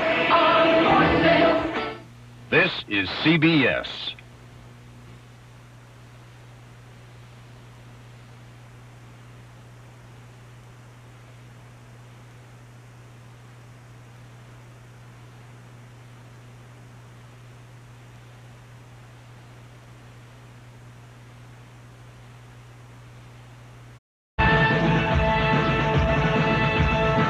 CBS Sports presents the Prudential College Football Report, sponsored by the companies of the Prudential.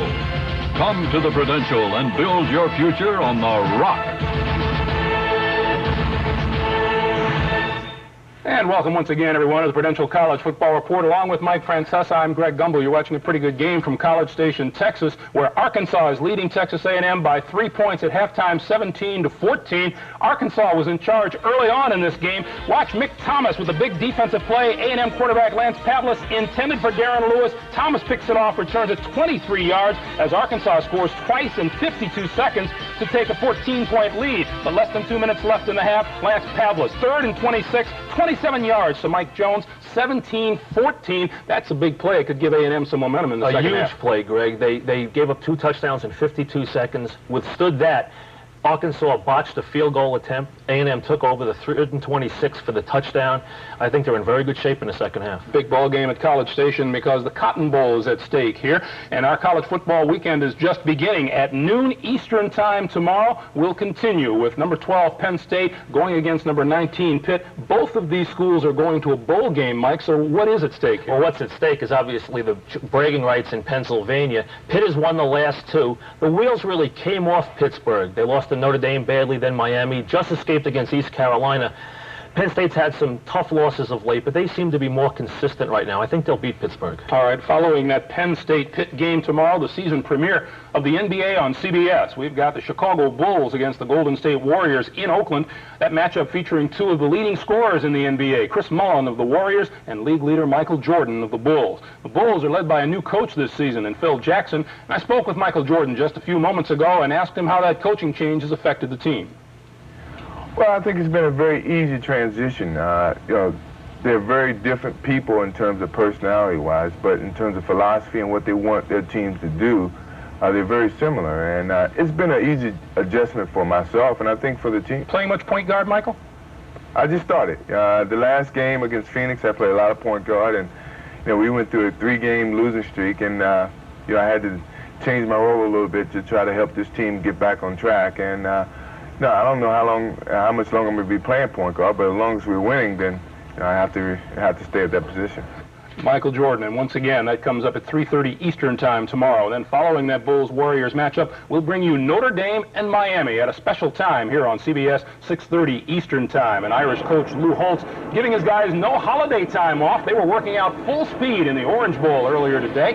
When we come back, we'll look at that Miami-Notre Dame rivalry and how it's developed into the matchup of the 80s as the Prudential College Football Report continues on CBS.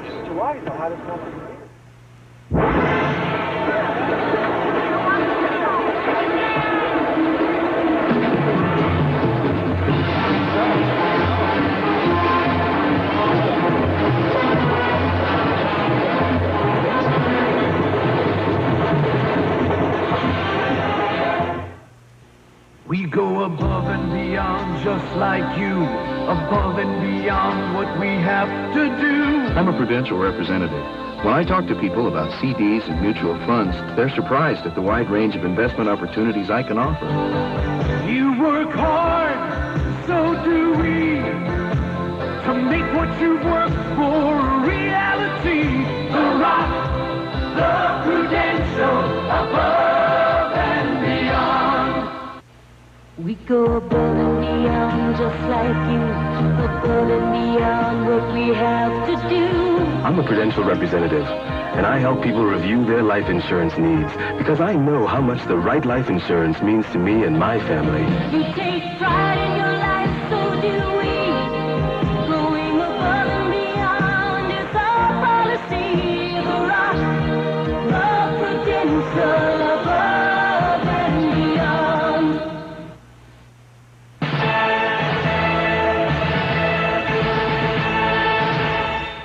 Welcome back, everyone, to the Prudential College Football Report. The long-awaited Notre Dame-Miami matchup comes your way at a special time tomorrow here on CBS, 6:30 Eastern Time.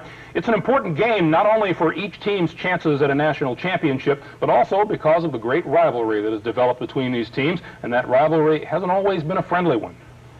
USC Notre Dame game is a very big game, but I mean, that's a football game.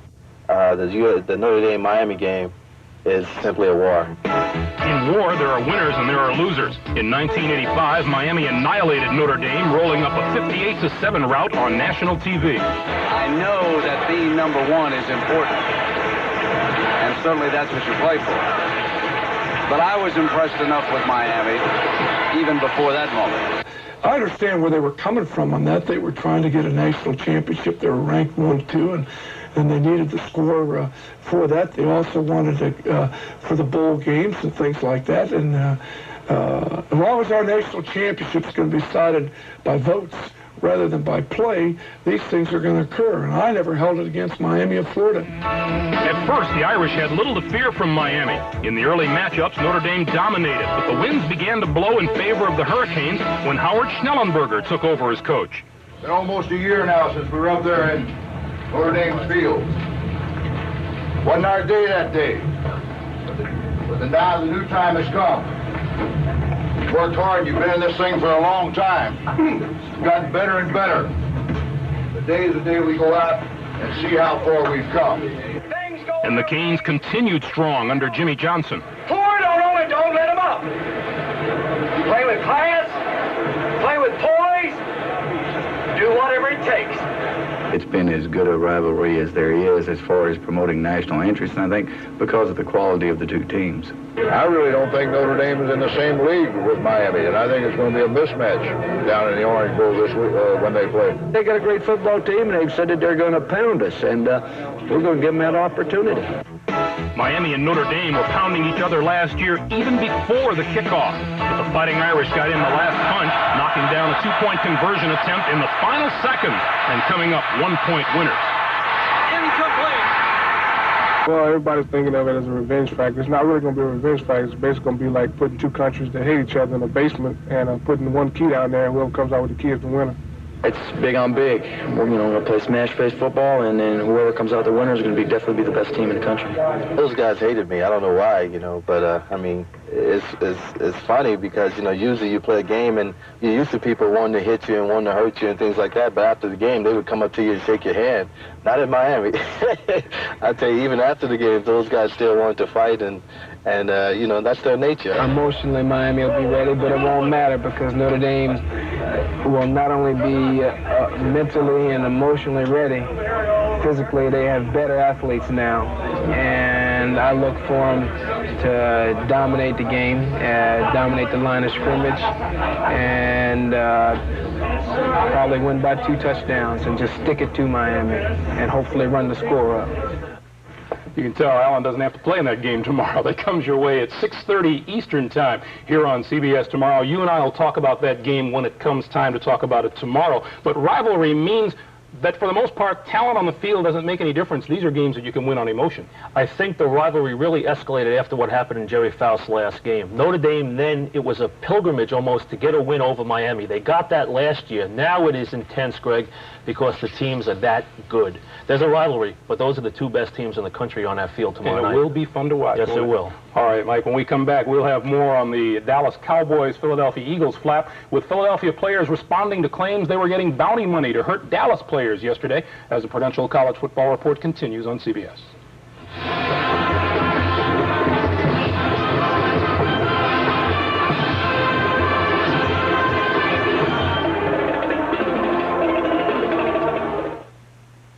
Ladies and gentlemen, I wish my old partner was here tonight, because this used to be our song.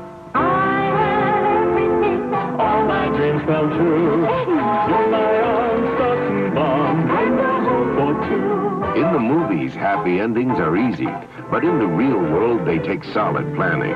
So for investment advice, peace of mind, even buying or selling a home, come to the companies of the Prudential and build your future on the rock. I can't believe it either, Marge, but it looks to me like they're gone. You know, that sign wasn't up there for more than a couple, 3 days. Bingo. According to next door, they got top dollar, too. Really? I've never seen a house move so fast. I've never seen a real estate outfit move so fast. When it's time to sell your house, don't sell yourself short. Put the Rock of Real Estate Networks to work for you. The Prudential. You know us. We know real estate. For a market evaluation of your house, call the Prudential Real Estate office nearest you.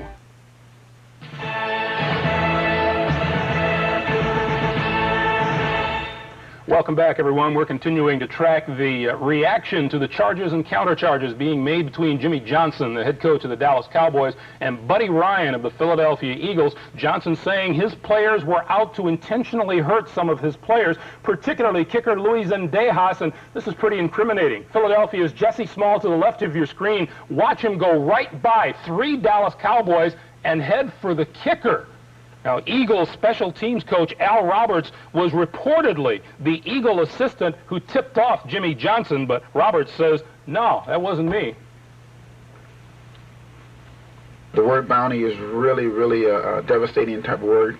We are an aggressive football team. We do, and we will go after anybody on the other football team. However, there's no bounty.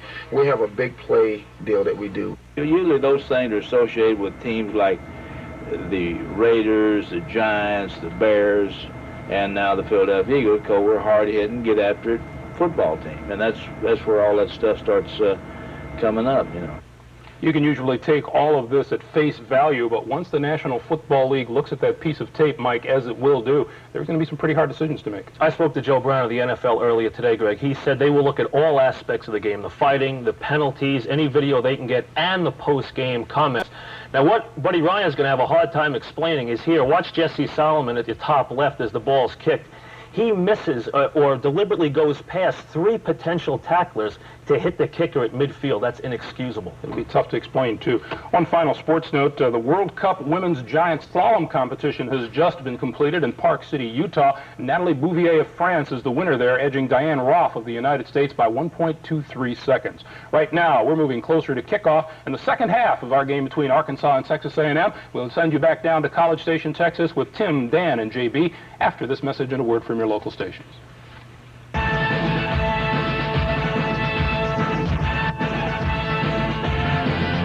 The Prudential College Football Report. has been sponsored by the companies of the Prudential. Come to the Prudential and build your future on the rock.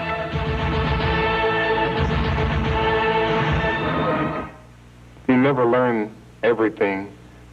Somebody always can teach you something you didn't know before.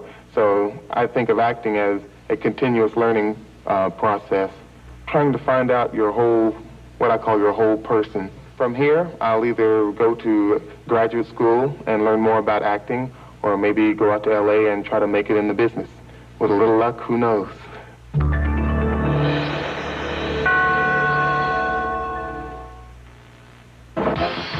(1876). Texas A&M University is founded as a land-grant college.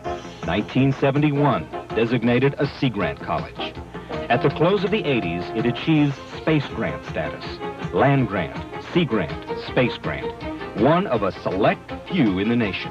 Texas A&M University, meeting challenges through teaching, research, and public service, now and into the 21st century.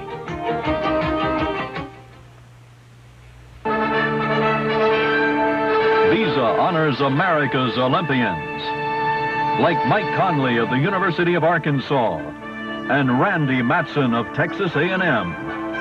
Today, collegiate athletes are in training for the '92 Olympics, and Visa will donate $1,000 to each of these universities and $1,000 to the 1992 U.S. Olympic team for their efforts in the development of our future U.S. Olympians. We're at halftime at Kyle Field at College Station, Texas, where Arkansas leads A&M 17-14. And good afternoon, everybody. I'm Tim Brandt, along with Dan Jacobs. And Dan, it's been like two different ball games. Arkansas controlled the first quarter, but then Texas A&M came roaring right back. And both teams have successfully really run the football in the first half when you really analyze it. We said at the beginning of the game that they were going to try to run the football, and they did indeed establish themselves on the ground. Take a look at some of those rushing statistics. Arkansas, 106 yards rushing. Texas A&M, just 93. Lewis had 51 of those. And time of possession, Arkansas in the first quarter had a clear advantage, 11 minutes, 35 seconds. Then Texas A&M comes back in that second quarter with 9 minutes and 5 seconds. Pavlis hit Mike Jones on a 27-yard touchdown on 3rd and 26 as you look at the total yards. That was the big play for Texas A&M to pull within 3. So it's been like two different ball games. The first quarter, Arkansas, the second, Texas A&M. They're playing for the lead in the Southwest Conference. We'll be back with a kick right after this message and a word from your local station. I have a terrible cold. It's just awful. Oh, the itchy eyes, the ruddy nose, the head. Today we'd like you to try Tylenol Cold. I didn't know that Tylenol came in a cold formula. Tylenol Cold has 4 powerful medicines to help relieve runny nose, congestion, hacking cough, and aching pain. I feel wonderful. I feel so much better. I could trust Tylenol to get rid of my headache, and now I can trust Tylenol Cold to get rid of all my cold symptoms. Tylenol Cold. Trust it because it's Tylenol. Use it because it works. Also a no drowsiness formula. When you've got your power stroke going, you've got confidence that nothing's going to beat you. Introducing Power Stick, the new antiperspirant that gives you 24-hour odor and wetness protection in just one wide stroke.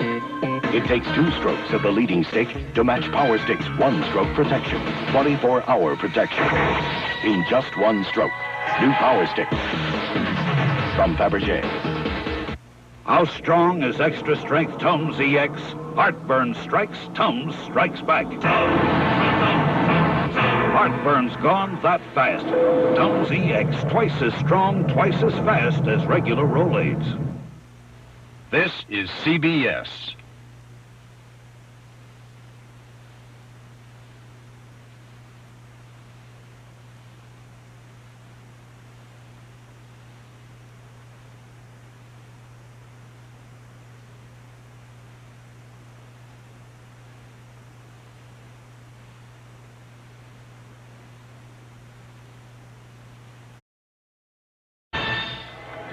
As the teams came back onto the field, James Brown caught up with R.C. Slocum, the head coach of Texas A&M. Here's J.B.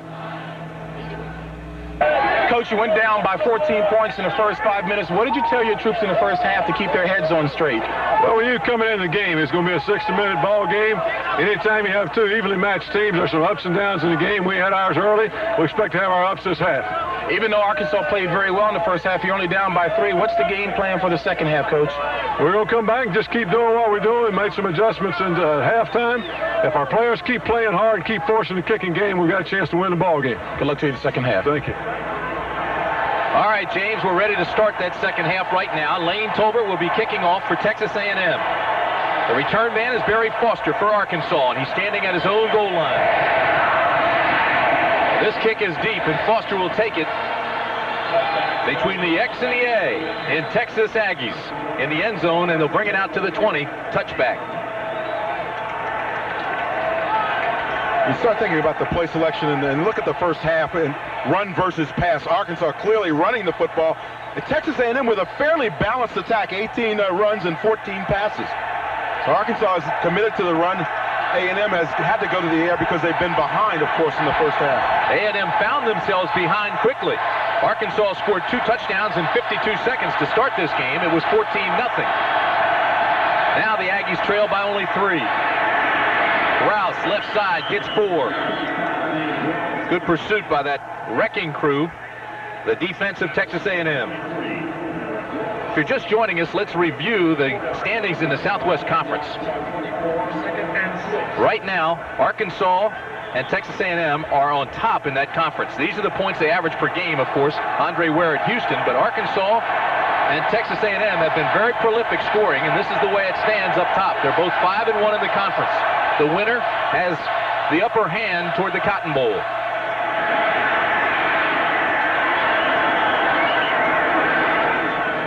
Off the right side. A couple yards, tackle made by Robinson. Key block there by Rick Apolskas. He caught his man coming inside and nailed him up inside. That allowed the running back to get outside. Jackson to slide on outside that block there. But that was a nice block.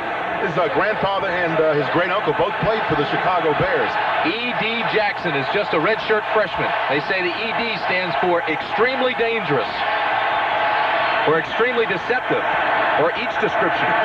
It's 3rd down and 3. Grovey has the first down. He's better be careful. He almost sidestepped and went back across the chains and lost a yard, but he got it. Tell you again, key important block on the backside of the play. Henry, the backside guard, blocking down and cutting his man again and allowing that option the time to work. If you don't cut your man off from the backside, they catch that option before the quarterback can get out to that outside linebacker and start putting moves on. First down at the 32. Jackson and Foster out of the eye. What a collision. Foster is met head-on by Robinson, the linebacker. Foster's a 220-pounder, and Robinson 240. 2 full-grown men.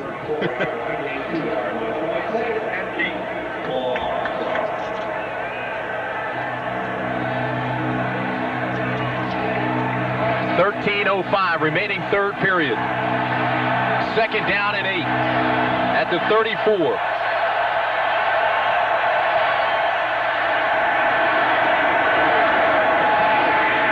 Jackson with a great cutback, breaks the tackle. He's out near midfield. Tackle made by Derek Frazier. Wow, and he's just a redshirt freshman. A gain of 16. If you have to compare the two, Rouse and Jackson, you see Jackson's got a little bit more speed and niftiness in terms of getting through the hole and suddenly punching that move in there and moving to that second gear, kind of glides through there very smoothly and gets down the field. Foster threw a great block on Robinson.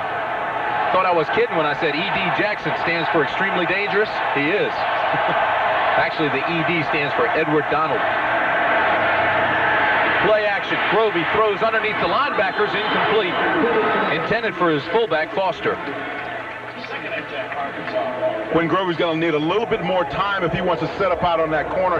That means you have to get your guards pulling out there and taking down that interference. You cannot allow those defensive ends and outside linebackers to get in the face of your quarterback, particularly when your quarterback is 5'10".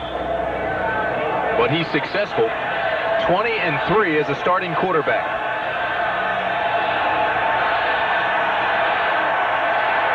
He's run for 600 yards already this year.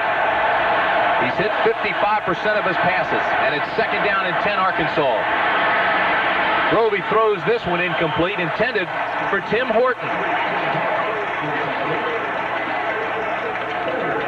Quinn Grovey is showing that he's maturing as a quarterback, though. When he sets up out there, he recognizes he's got that pressure. He unloads the football rather than taking the trap or the sack. It'll bring up 3rd down and 10 for that guy right there, Quinn Grovey. Administration major, and he's all about business out there today.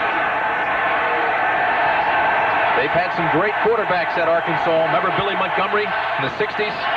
Ron Calcagni,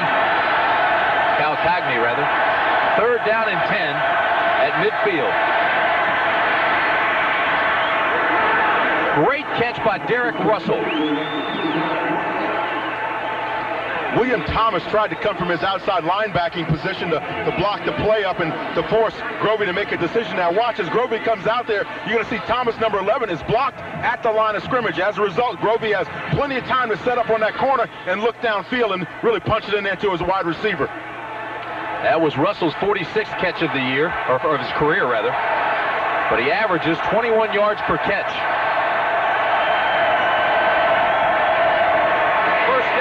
Jackson inside the 30 to the 28. Larry Horton made the stop, but Texas A&M better pull the strings now and tighten things defensively. Yeah, but one of the reasons why they're being successful, watch this pancake block that takes place right in the middle of the line of scrimmage for the Arkansas offensive line right there. Boy, that's what I tell you, that's blocking some people up front. That's getting the move off the line of scrimmage. You like those big offensive linemen to have a pancake every once in a while. Elbert Crawford on that one. Again, Foster had a great block. He was there with the assist. 2nd down and a long run. E.D. Jackson has the 1st down.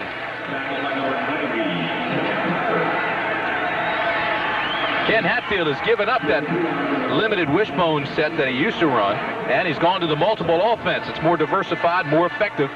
And really, when you have a quarterback like a Grovey, you know, you want to use something that's multiple to give him the opportunity to throw the football more effectively, particularly on the rollouts and the rolling pockets.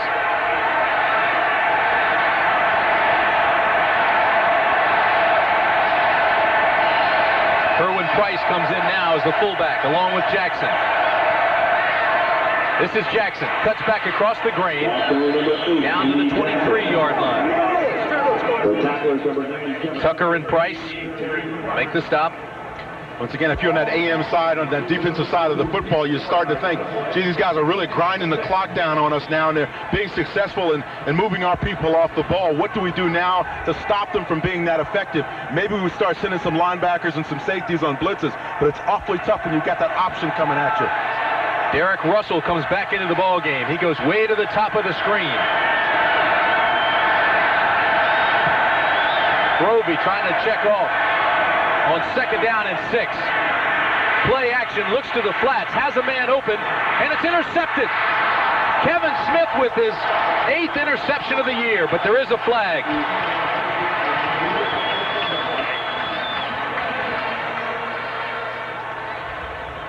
The ball was just underthrown. He had a man that came clear. It appears the interception will stand. And Kevin Smith has his 8th interception of the year. He ranks among the nation's leaders. Kevin Smith ball hawked the whole way, took his man to the sideline. And it's against Arkansas, declined by Texas A&M. They had a lineman downfield, and quite naturally, when your quarterback gets out to that corner, you don't know if he's going to run or pass. You tend to want to get downfield, but watch this play here by Smith as he comes in and makes that nice interception. Just floated back there and just leaped on that ball when he had the opportunity. Anthony Williams applied the pressure. Grovey may have rushed the throw a little bit, threw off balance.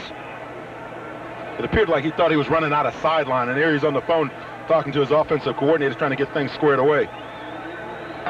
And now the receiver downfield on the offense declined, clipping on the run back, 1st down. The offensive coordinator that Quinn Grovey may be talking to is Jack Crow.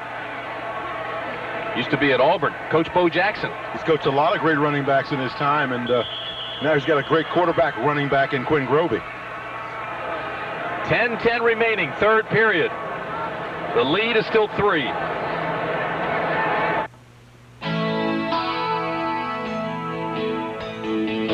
It's the right beer now. But not now.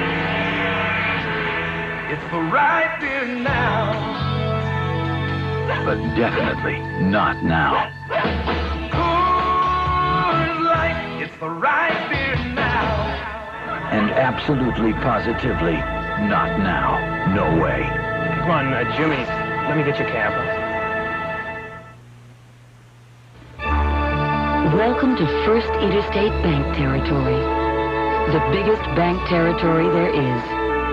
Because only First Interstate can help you with your banking needs in more cities and states than any other bank system. So whether you're in your hometown or traveling out of town, First Interstate Bank is always ready to help you. So come to First Interstate Bank. We go the extra mile for you. I love what you do for me, Toyota. I love how you set me free, Toyota. Toyota's new four-wheel drive, four-door 4Runner for 1990. Space, luxury, and V6 power. Where you go is your concern. Getting you back is ours.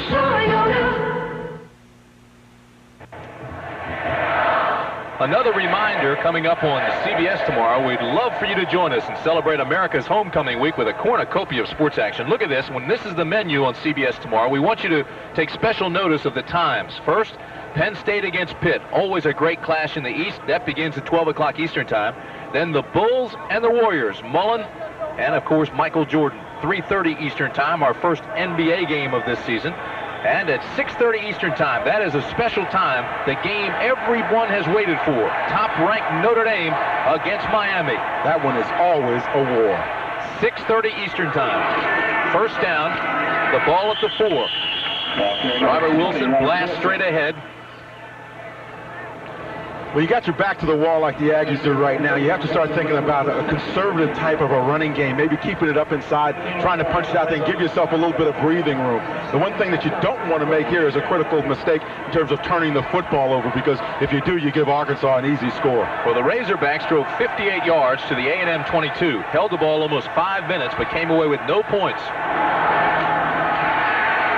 This is Pavlis on the play action.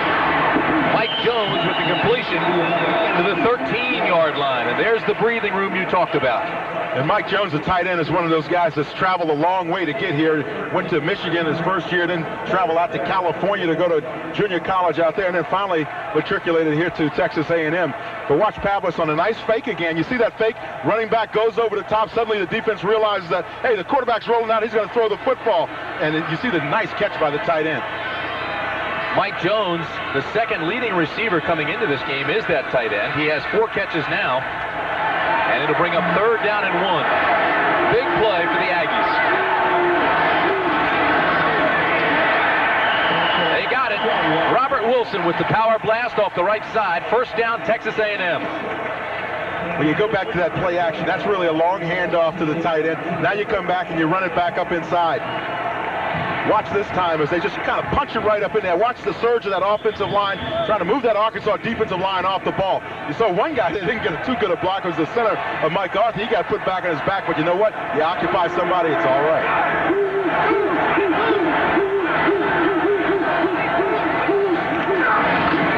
Right side, big hole. Lewis is loose to the 33-yard line. A gain of 16, finally stopped by Aaron Jackson.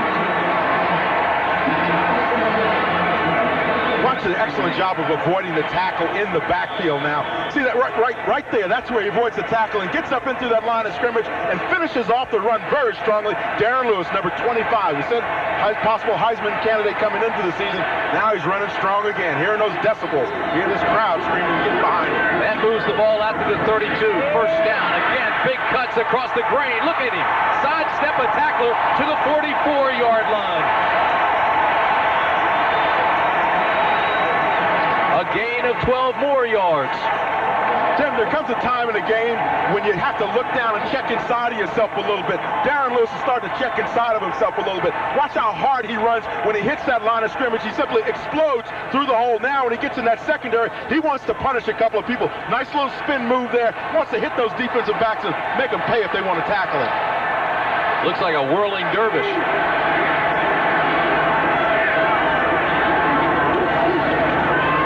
Play action for Pavlis. He's got pressure. And he's also got the completion at the 38-yard line. Percy Waddle made the catch.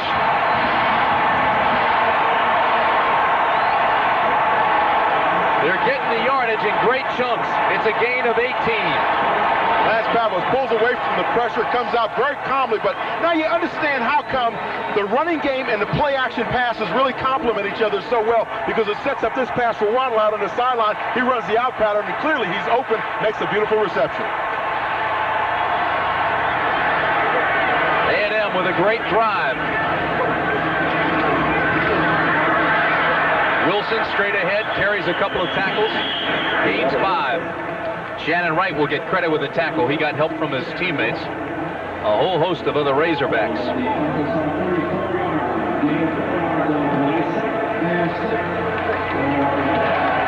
Tim, what you'll see sometimes is a reduced defense. That is, they'll bring these tackles down inside and set them inside on a 3-4 defense. And what they're trying to do is cut off the running game, especially now that A&M has had such success in the second half.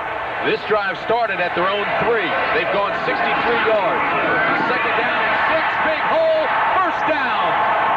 Darren Lewis.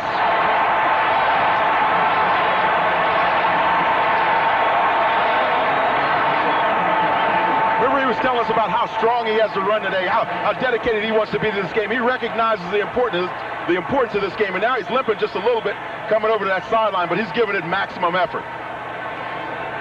He actually heard it in the first half. Lewis, 88 yards now on 14 carries. First down at the 25. The lone setback is Robert Wilson.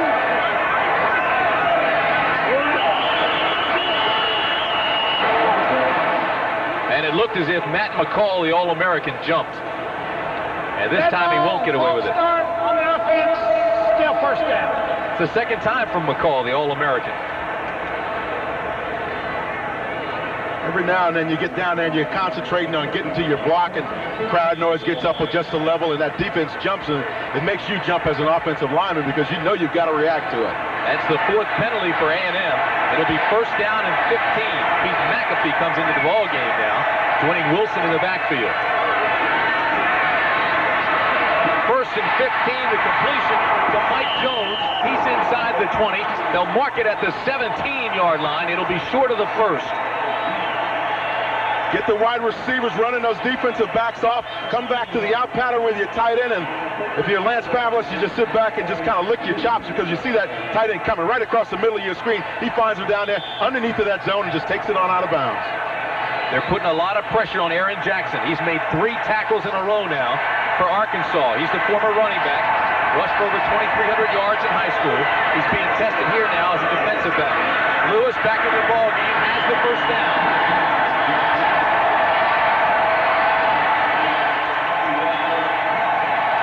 And Lewis is once again taking a seat down on the field, and that leg is apparently very much bothering him. Listen to this crowd. They know they're seeing a great drive, but right now their cheering subsides for their concern for Lewis.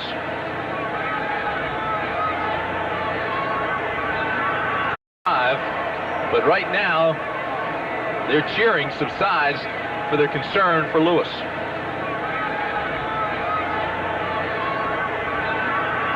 Ten plays, 87 yards. Again, this drive started at their own 3.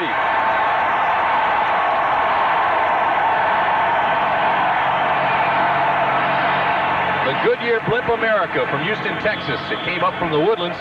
That's where Mark Kynett lives, who's piloting today. It's stationed just 75 miles southeast of College Station. 6 minutes, 5 seconds remain, third period. Arkansas leads by 3. It's first down, and this is McAfee. It's back to the line of scrimmage, and that's all. That Arkansas defense really strung it out to the sideline and played it beautifully right down the line of scrimmage. Tackle made by Ken Benson, the outside linebacker. A guy who wasn't even recruited out of high school because of his lack of flexibility, went to junior college, and now he's a starter for the Arkansas Razorbacks. Yeah, but as Coach Henshaw said about him, you don't mind him being the first guy off the bus because he's such a great-looking prototype of an outside linebacker. A loss of 1, it'll be second down and 11. Lewis, we're told, has that twisted ankle, so McAfee stays in the game. This is McAfee, gets a block on the corner, inside the 10 to the 5.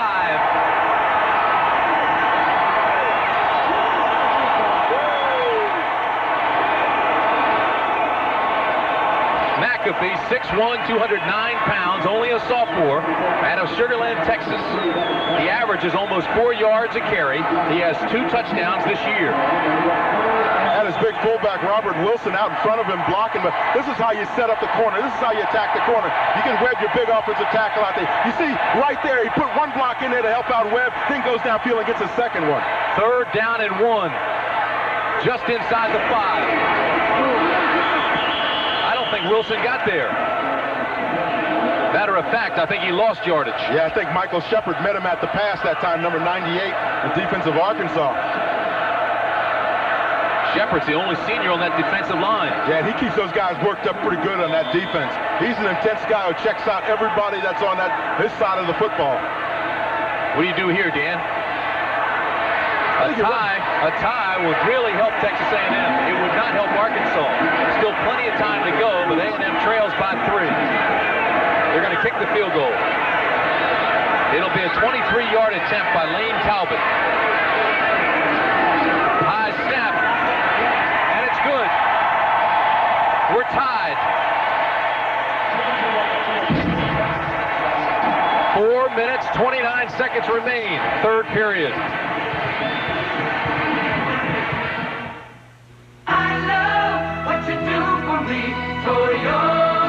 When Toyota dominated the latest light-duty truck customer satisfaction ratings, some people weren't at all surprised. How does 4Runner rate in customer satisfaction? Toyota's number 1. Toyota vans? Number 1. Toyota Land Cruiser? Number 1. Toyota pickups? Number 1. Proving what we do for you, we do better than anyone else. I love what you do for me, Toyota. Nothing's rougher on a man's face than shaving. That's why there's Skin Bracer. It's more than an aftershave. It soothes, cools, tightens pores, so it's good for your skin. Thanks. I needed that. Skin Bracer Aftershave. By Maven.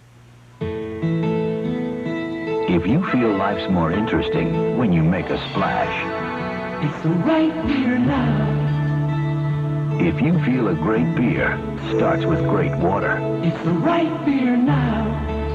Because you're the kind of person who likes to get to the bottom of things. Call for the Silver Bullet, the one that won't slow you down. Coors Light. It's the right beer now. If you want to move ahead in any career, ask yourself, can I work with a team? Can I take on a tough job and see it through? You can learn how in the Army, so when you set off on the road to success, you'll already be in the driver's seat. The return of the man named Michael. Air Jordan lifts the Bulls against the Warriors in the season premiere of the NBA on CBS tomorrow. 17-17 tie here at Kyle Field, and I tell you, fellas, I've seen some exotic mascots along college sidelines before, but none more pampered than Reveille 5. Take a look. This collie here is the highest-ranking member of the Corps Cadets, sleeps in a dormitory with the mascot corporal, eats out of a bowl of Diet Science Performance Chow, and also has a Corps of freshman cadets who are charged with bathing her regularly. And understand, after all of last year's inspections, that she only had a total of 3 fleas. Let's go back upstairs to Tim and Dan. JB, ask that cadet which one gets the bed. It's barking at JB now. 4 minutes, 29 seconds remain, third period. We're tied at 17. Great drive by Texas A&M. 13 plays and went 91 yards. Took 5 minutes and 41 seconds, 6 first downs, and we're tied. This is Barry Foster. Will take this one 3 yards deep, and he'll bring it out. Across the 20 to the 23-yard line. 23-yard return by Foster. And the tackle was made by Chris Crooms. So Quinn Grovey comes on, 5 for 12, 87 yards, 1 interception today.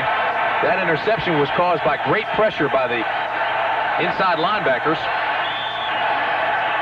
Grovey knows now that he's got to get that option passing game cooking as well. Can't rely on the running game too much. Got to get the ball in the air.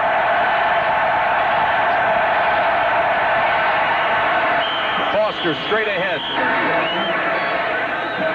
4 tough yards before Aaron Wallace and Anthony Williams take him down. Tim, one of the things that's kind of apparent is the fact that Arkansas's offensive line is not really huge like you see A&M's, but they're very quick off the football and quick at getting to their blocks. And that has enabled them to sustain their blocks and sustain the running game throughout this ball game. Second down, they need 6. Grovey keeps it, put pressure on the corner, pitches it back to Jackson. Ball's on the ground. Still no signal.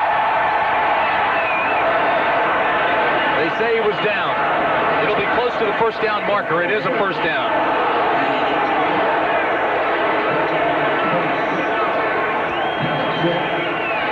The key thing here is when the ball is dropped, is he on the ground? Is that knee down on the ground? Now watch here. Grovey makes the pitch out. Does Jackson get down on the ground before he drops? You see him covering the ball up there. As he goes down, right there, the knee is down, and then the ball pops out. So it's almost a simultaneous thing where the knee hits and the ball comes out. So it'll be first down, the ball on the 29. Jackson now has 41 yards on 6 carries. Great lick on Foster by Terry Price, number 88.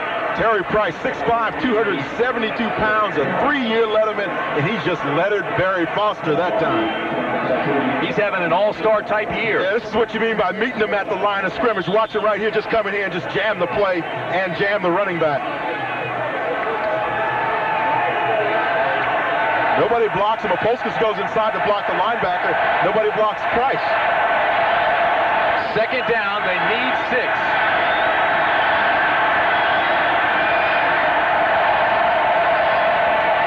Grovey keeps it.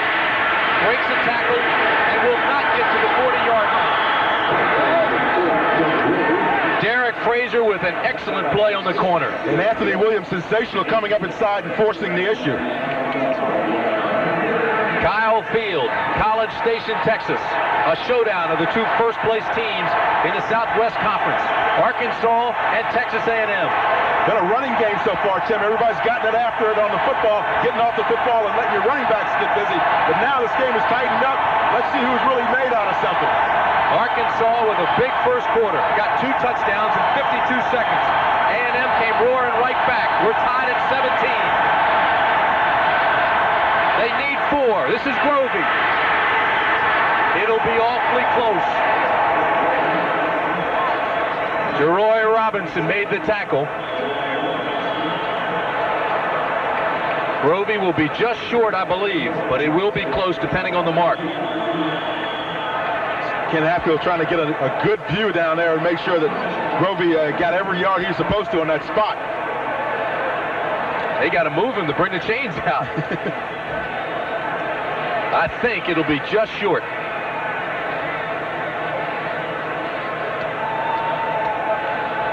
If it is, if I'm Ken Hatfield, I'm going for first down. That far. You got an extremely good offensive line up there. They're punishing people along the line of scrimmage. Go inside with your big fullback, Barry Foster, and get the first down. If you're A&M's defense, you want to pinch inside, maybe prevent them from getting off the football cleanly. It'll be 4th down and less than a yard. James Rouse comes back in at halfback for Arkansas. This crowd will tell you if they make it.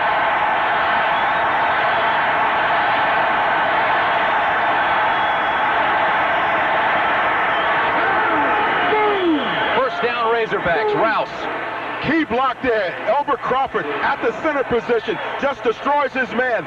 Check it out from pit framing. You'll see this guy at the center get off the football. Watch him here just reestablish the line of scrimmage.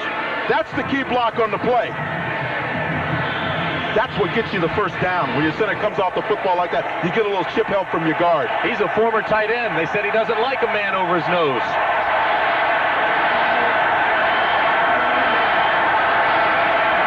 First down.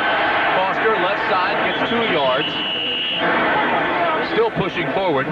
Foster was the leading rusher last year for Arkansas. It's time now to present this week's Toyota Leadership Award to team players who have been singled out by their school's coaching and faculty staff for outstanding performance in the areas of team contributions, academics, and citizenship. Today's game team leaders are Billy Winston of Arkansas. Billy's a business marketing major from Arkansas, and Lance Pavlis from Texas A&M. Lance, a sociology major from Tomball, Texas. Toyota will donate a check in the amount of $1,000 to each school's general scholarship fund. Again, Foster spins and turns ahead on 2nd and 8. Key thing there is I know both those young men have exceptional grades. That's the kind of thing you like to see in college football is student athletes. Guys are paying attention to what they've got to do in the classroom as well as on the football field. They've got some of those here. We've got a half dozen academic All-Americans playing this afternoon.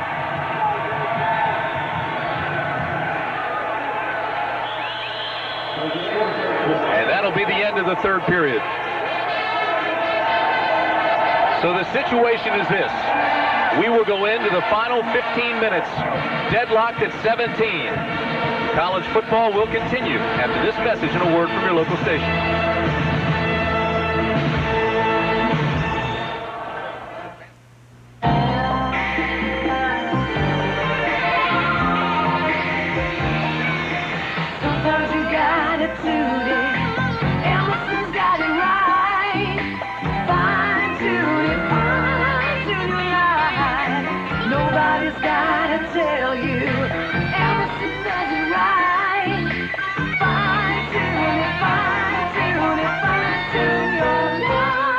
Fine-tune your life with Emerson. I like wheeling and dealing and a penthouse view, dressing for success and knowing who's who. Bright lights, the fast lane, my big-time career. Meetings on the board and cold Coors beer. If you like your beer fresh, pure, and natural, head for the Rockies on the original taste of Coors. Have an ice-cold Coors with a friend of yours. Coors, the Rocky Mountain legend. This is CBS.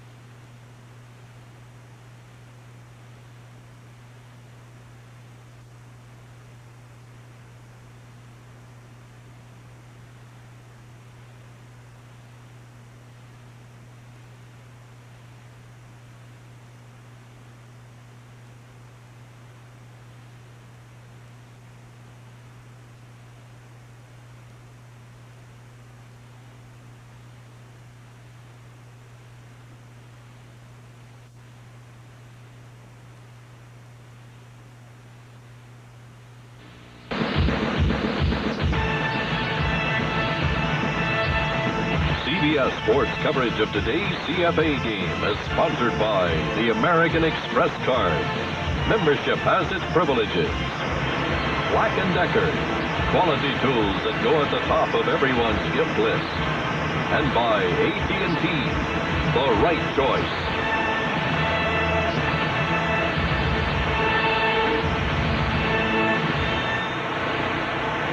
As we head into the final 15 minutes, this is what's at stake for the Cotton Bowl. Arkansas must win today and then defeat SMU to make it to New Year's Day. And Texas A&M has to win today and then defeat Texas. That game is next week. And they've already built the great big bonfire that the late next Friday night they'll light it up and head it down the road.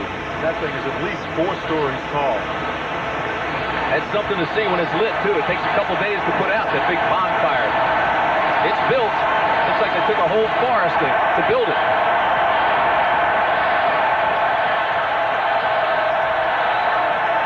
Third down and 4 for Arkansas. Foster's not going to get the first down. Anthony Williams came in and just jammed the play up. What Arkansas did, A&M did, was they came down, reduced their defense again, brought that defensive end in one position, and then put the linebacker up in there, just kind of blitzed him up in there in the line of scrimmage. And that's the result of the play. Williams makes the tackle in the backfield. So it brings up 4th down and 4, and Arkansas will punt it away. So Meacham comes on to punt. End kick that'll hit inside the 10, take an Arkansas bounce and be down at the 6. A 41-yard punt. No return, and it was down by Bucky Richardson. Meacham got that little square groove roll on it, had to come back. So Meacham has set the stage for the last 14 minutes and 13 seconds. We got the Toyota Camry because we both need a car with a lot of room. Mrs. Martino has like about 10,000 suitcases full of junk she packs in their comfort trips. When we travel, Pat and I both have a lot of stuff. But it's never a problem loading the Camry. Mr. Martino has like about 1 suitcase this big, but he gets to drive.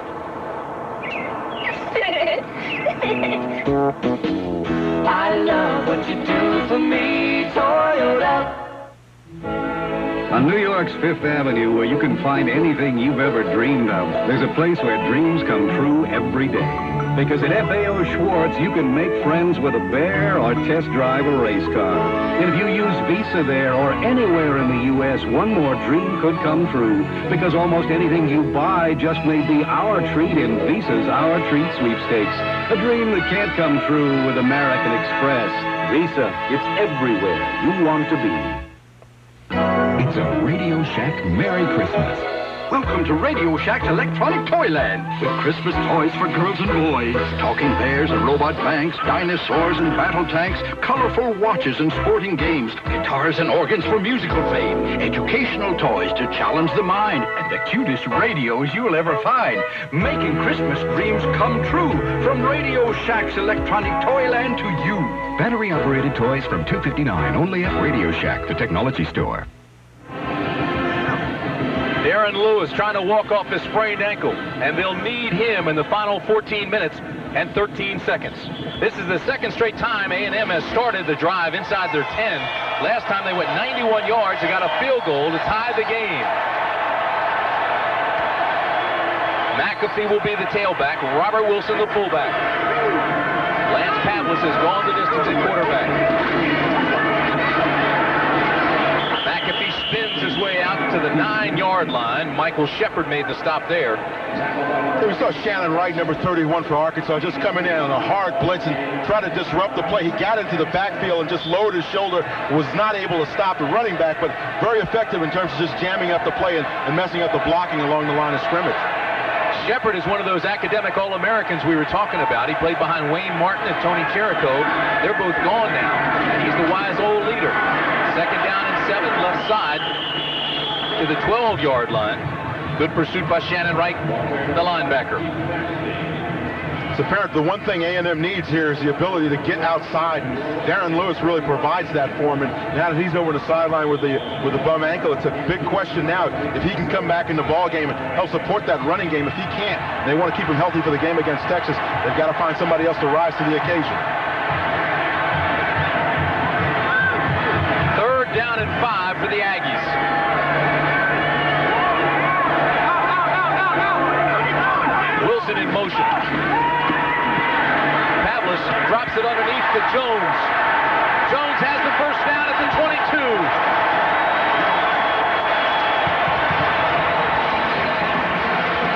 second effort by the big tight end.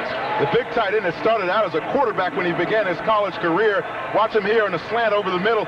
Catches the football and does a nice, just extremely good extra effort. You see him on a little delay there. Now he releases off the line of scrimmage, slants across, and just makes a nice, strong run after he catches the football. A lot of desire there from a tight end that's 6'4", 253 pounds. A gain of 10, his 6th catch of the day. It's first down. Pavlis to throw again. Now he tucks it away. Goes out of bounds at the 27-yard line. Run out there by Anthony Cooney. See, that little setup there, Lance Pavlis running the football, is going to loosen up that secondary of Arkansas, because now you put a little doubt in their mind. He can run the football now. Is he going to run it, or is he going to throw downfield? Psychologically, it works against the defensive backs. You see here now, he can't find anybody downfield. Pulls it down and takes off running and gets yardage on the play. That's another key. It's 17-17. Texas A&M with the football. Second down and 3 at their own 29. Straight ahead goes Wilson. He's not going to have it up for the first. He'll be about 1.5 yards short. So Brian Ross comes in along with Shane Crawl, 2 tight ends. They're going to load up in a power formation. That means Percy Waddle, the flanker, will come out of the ball game along with Cornelius Patterson. It'll be third down and 2. The Aggies have won 19 straight consecutive Southwest Conference games at home. I guess straight consecutive is redundant. Nice cut inside, the spin for the first down. Keith McAfee. A little bit of a surprise there. Everybody's expecting them to run inside, maybe try to go right over the top. They come outside, pitch it out to McAfee, and he does a nice job of running the football. Watch here as McAfee sets up outside. Good blocking, good surge there by the offensive line as well. You see him stepping out to get those hook blocks, get in position. It's kind of like a dance. And Big McCall had his block and his man slides inside, but he maintains contact and clears the way for his running back. It'll be first down and 10 at the 37 for A&M. Play action on the waggle, throws this one complete to his tight end at the 40-yard line. And again, it's Mike Jones. Gotta like it. Mike Jones is in his senior year. He understands how important it is now for him to make a statement, and he's indeed doing one in this game, the biggest game all year for Texas A&M. And he goes out to that sideline, runs that sideline pattern, and you see him here make a nice catch over the shoulder and get the first down, or excuse me, gets 5 yards on the play. Not a bad pass by Lance Pavlis either.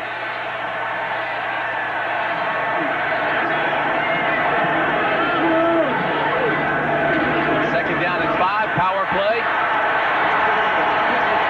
Now they do have the first down. If you have an offensive line that averages 288 pounds, after a while you begin to wear down your opponent if they're undersized. That is, if they're around 250 pounds on average. And maybe now that's what that A&M offensive line is thinking.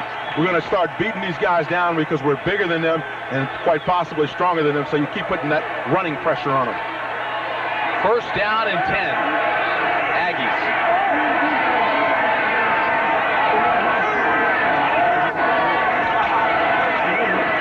McAfee with a big hole. Breaks into the secondary. To the 30. To the 15-yard line.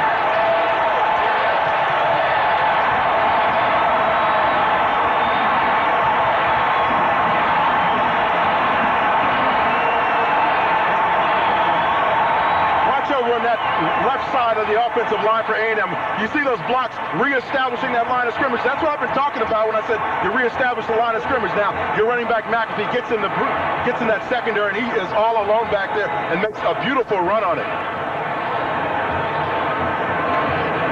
This is what I'm talking about. Watch these guys over here reestablish the line of scrimmage, moving those defensive linemen off the football. That's the key to the running game, getting those big linemen up there and letting them punish that defensive line. A gain of 36. It'll be first down at the 15.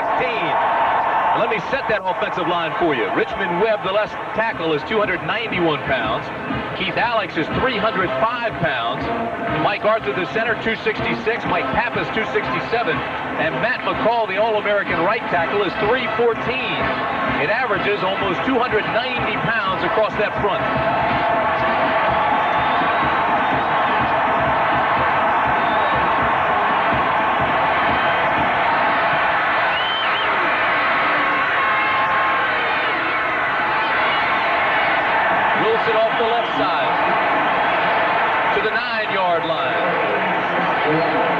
Scott Long would make the tackle there. He's a freshman redshirt.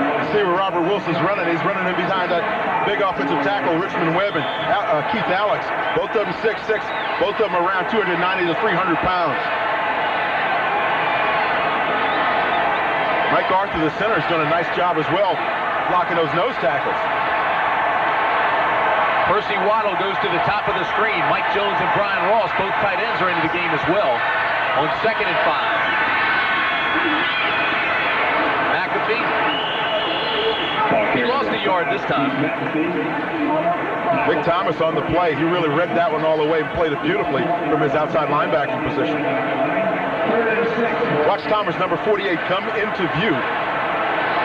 Said before about him, he likes to slide along that line of scrimmage. Now he makes his attack into the backfield of Texas A&M. Here's the isolation, and watch his feet keep moving. See how he just keeps chopping those feet. Now he sees the running back, comes in there and makes a stop on McAfee. A loss of 1. It's 3rd and 6. Pavlis has pressure, and he'll be sacked. Shannon Wright with the sack for Arkansas. One thing about Arkansas's defense, when they get down in that red zone, that is inside that 20, they're going to start sending some people at you. You've got to be ready for it. Watch them right up in the middle here. Come in. Nobody there really to speak up to block them. And as a result, you see Shannon gets in and chases down the quarterback, Pavlis. Nobody blocked him. The running back's out on routes. There's nobody there to get him. Lane Talbert comes on for the field goal. It's a 38-yard attempt. It's long enough, and it's good.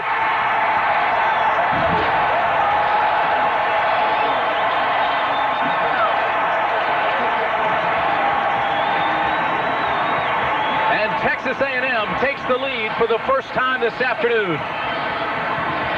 8:14 remaining. The Aggies lead by 3. It's the closest race in years. Who will win the Heisman? Deja vu. You just bought that. Somebody stole it. I set down the package to help Megan, and when I turned around, it was gone. Is it gone, Daddy? Oh, no. Oh, yes. Didn't you use American Express? You mean that's it? It's automatic? Whatever you buy with the American Express card is covered, Mr. Wilcox. Even gifts. Oh, we were counting on that. Lost, stolen, or damaged, having a way to protect the things you buy. Presenting a turning point in the history of screwdriving. The Black & Decker cordless screwdriver. A screwdriver so powerful it can drive 100 screws on a single charge. Any less, and it wouldn't be the Black & Decker cordless screwdriver. Why do you think there are more Corollas on the road than any other car in its class? Toyota reliability. That's why I own a Corolla.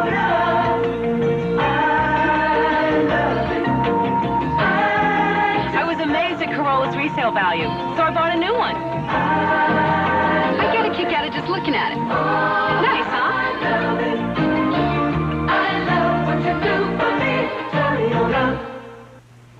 Xerox presents the Great American Torture Test. We challenge the bone-numbing cold of northern Alaska and pass with flying colors. Xerox, because extreme conditions demand extreme protection. This Sunday on CBS Sports, NFL doubleheader starting with the NFL Today at 12:30 Eastern Time. The early games include Atlanta at the New York Jets and Minnesota against Green Bay. That'll be a hard-hitting fiasco. In the second game of the doubleheader, you'll see the Bears battle the Redskins in the nation's capital, and the Buccaneers travel to Phoenix. All starts with the NFL Today, 12:30 Eastern Time, right here on CBS. 2 drives in a row for Texas A&M that went the distance. This last one, 72 yards in 12 plays. The one before that was 91 yards. Talbot kicks off to Foster.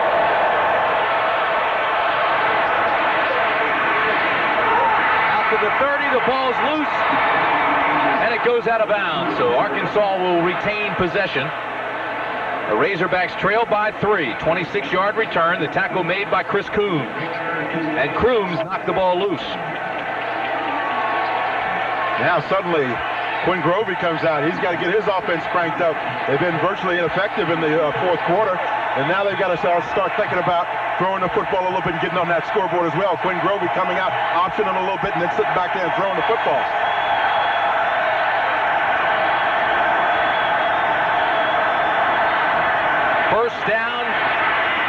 pitch outside, and Jackson's hit at the 34-yard line.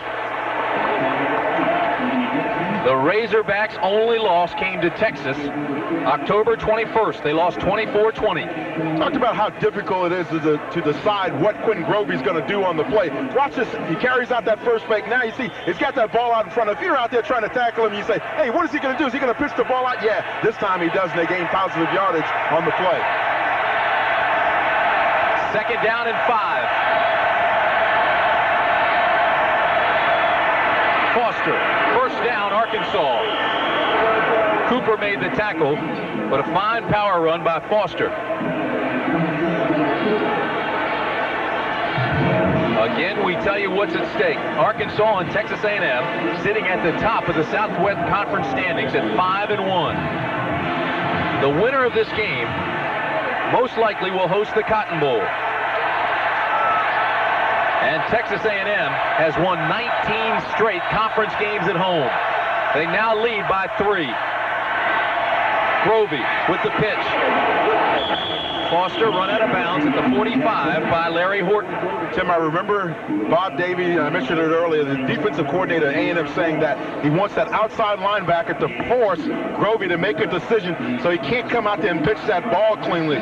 Suddenly, I don't see that outside linebacker for A&M making him declare whether or not he's going to run the ball or pitch it out. Everybody has an assignment on the option. The middle linebacker takes the dive along with that tackle. The outside linebacker gets in the quarterback's space, and the cornerback has to support the pitch man. 2nd and 7. Jackson, big hole. Carrying tacklers to the Texas A&M 40-yard line. One of the reasons why Jackson can get through that line of scrimmage like that is watch his offensive line on the left side of your screen. Watch them blow off the football and get some nice holes opened up for their running back. You see them now just punching those blocks up in there. And Jackson runs through. I think I could go through that line and make a couple of yards. Don't get crazy on me now. Texas A&M wants a timeout with 6:58 remaining in the ball game. After that 15-yard gain, it's 2017 A&M. What is that? I don't know. It looks like a bunch of old timber. Take a break, guys. I'll make a phone call. Hello? You found what? No, don't move it. I'll be right there. Don't worry, I'll call my old professor. Professor Cornell? We've got a major find here. I think works of archaeology and architecture seem to have collided today. Giving me until Monday to find out more. They can't do that. I'll call Washington. AT&T. The place is literally crawling with activity, and from what I understand, time is limited. We're getting there, but we need more, and we're trying. Sean, it's space. It's space.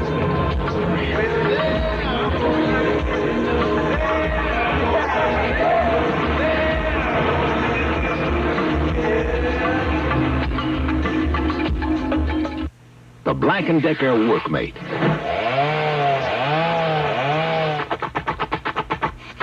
About all it can help you do is clean up.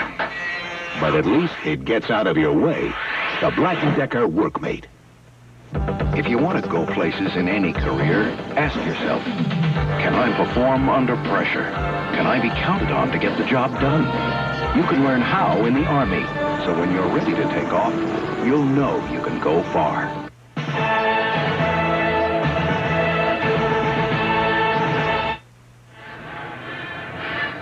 Here's our menu for you tomorrow on CBS Sports. First, the battle in the East between Penn State and Pitt. That begins 12 o'clock Eastern Time. Make notes of these times now because we have our NBA starting tomorrow here on CBS beginning at 3:30 Eastern Time. The Bulls against the Warriors, and then the big one. The one everybody's been waiting for most of this year. 6:30 Eastern Time is a special time for this game.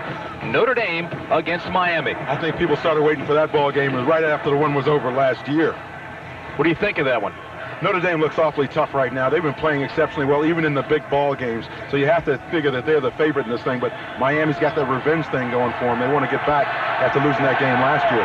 All right, here at Kyle Field in College Station, Texas, Texas A&M leads Arkansas 2017. 6:58 remaining in the ball game. This is for sole possession of first in the Southwest Conference. First down at the 40. Razorbacks. E.D. Jackson to the 27-yard line. We talked about those outside linebackers forcing the issue. That time, Aaron Wallace, number 23 from A&M, comes up and tries to do that. But Grovey runs that option so well, Wallace is out of position on it. Watch Wallace, number 23. He's right on the right side of your screen. Plays down. Now he comes back out, but he's just a little bit too late because Grovey's already gotten to the corner. And right now he made the decision, I'm going to pitch the ball out. Jackson now has 79 yards and 10 carries. But here's the statistic, Dan. Grovey has only one completion at quarterback since the first quarter.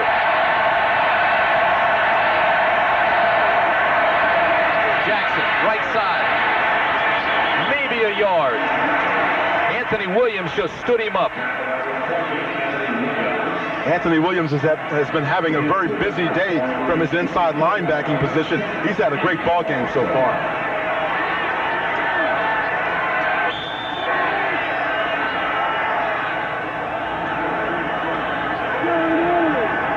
See, Anthony's a sophomore general studies major from Waco, Texas.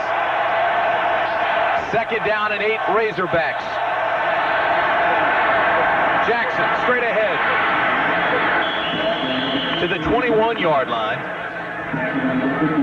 Trent Lewis made the stop, and the clock becomes all important right now. And again, Arkansas running the football, keeping it on the ground, and you can believe now that they're going to play for the win. They want to win this football game, not tie it, win it. They need the win. Arkansas went to the Cotton Bowl last year. Texas A&M did not. So if Texas A&M ties, they'll take the Aggies. 3rd and 5.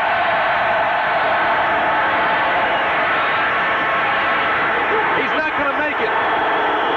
What a great lick by Kevin Smith, the right cornerback. Kevin Smith is a big play guy for Texas A&M, and he makes a huge play this time. Grovey gets out there in the corner in pretty good shape. Nobody really forces the issue with him out on the corner, but now, watch him when he turns it upfield. Watch Kevin come in here and make the stop. That's all shoulder. That's the way they textbook tackle. So it's 4th down and 3. And what do you do now, Dan? If you're Arkansas, I think that you have to go for it on 4th down. Now, you want to get into the end zone and get 7 points. 5:20 remaining. When you have these, why would you need a Black & Decker Power Ratchet? Because it's faster, easier, and works in lots of places manual wrenches can't. The Black & Decker Power Ratchet. It's really turning a lot of heads.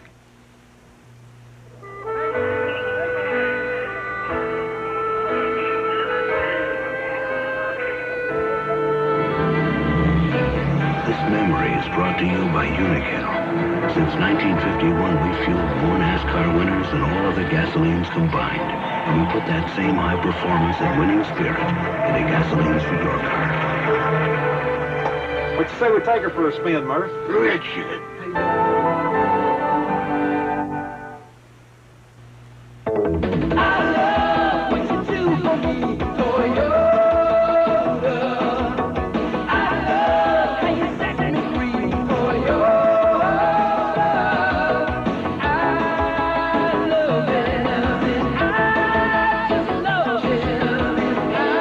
Toyota's 1990 4x4. Don't leave the road without it.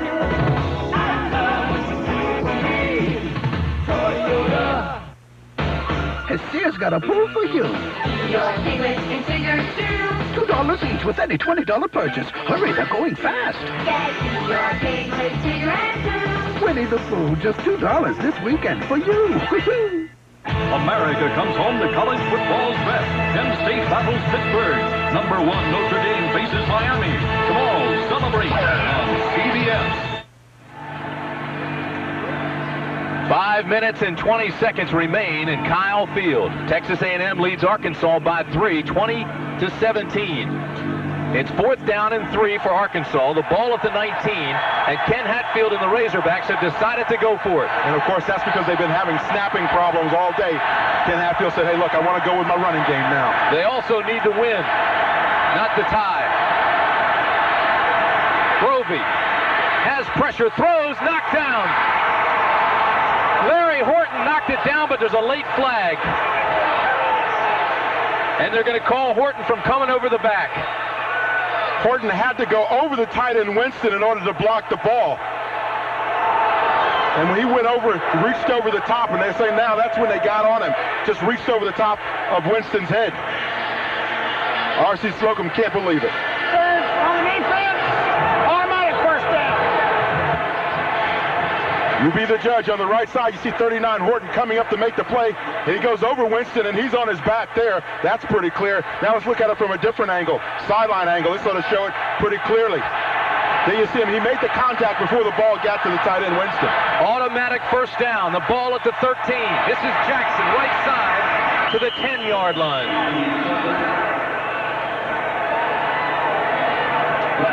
Tackle made by Terry Price. The clock continues to move, under 5 minutes.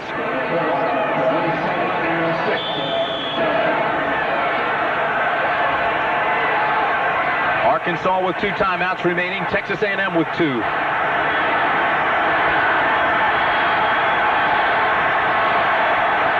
It's 2nd and 7.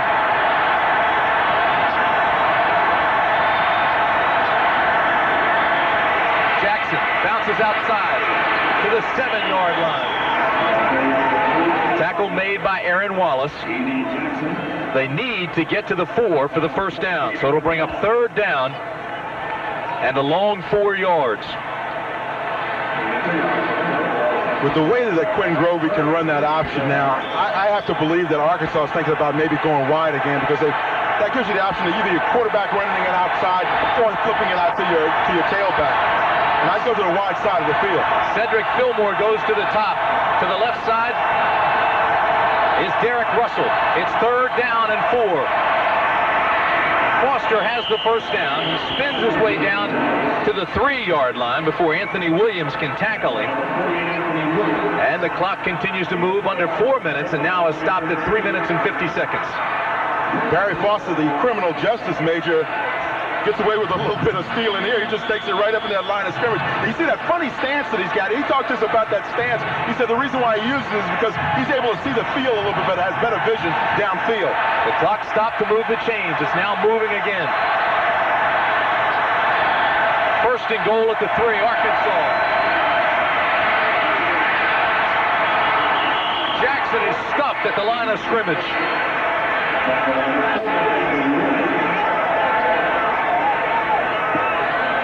This is where that A&M defense finds out what they're made all of. Time to check each other a little bit in that huddle. Look into each other's eyes, tell each other what you want out of this game. It'll be 2nd and goal at the 2.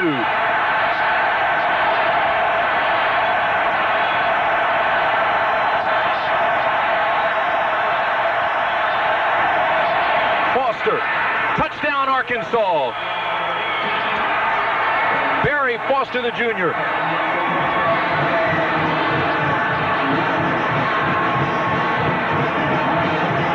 This drive started with 8 minutes and 6 seconds remaining on the clock. It's down to 2:52 now. And once again, they go right up the middle. They know they've got Elbert Crawford, that center in there, and you see him. He's already in the end zone. He's waiting for his running back to get in there. Barry Foster, he cleared the way for him and got down in there with him to celebrate. So Todd Wright for the extra point. And this is important. They lead by 3, and it's blocked.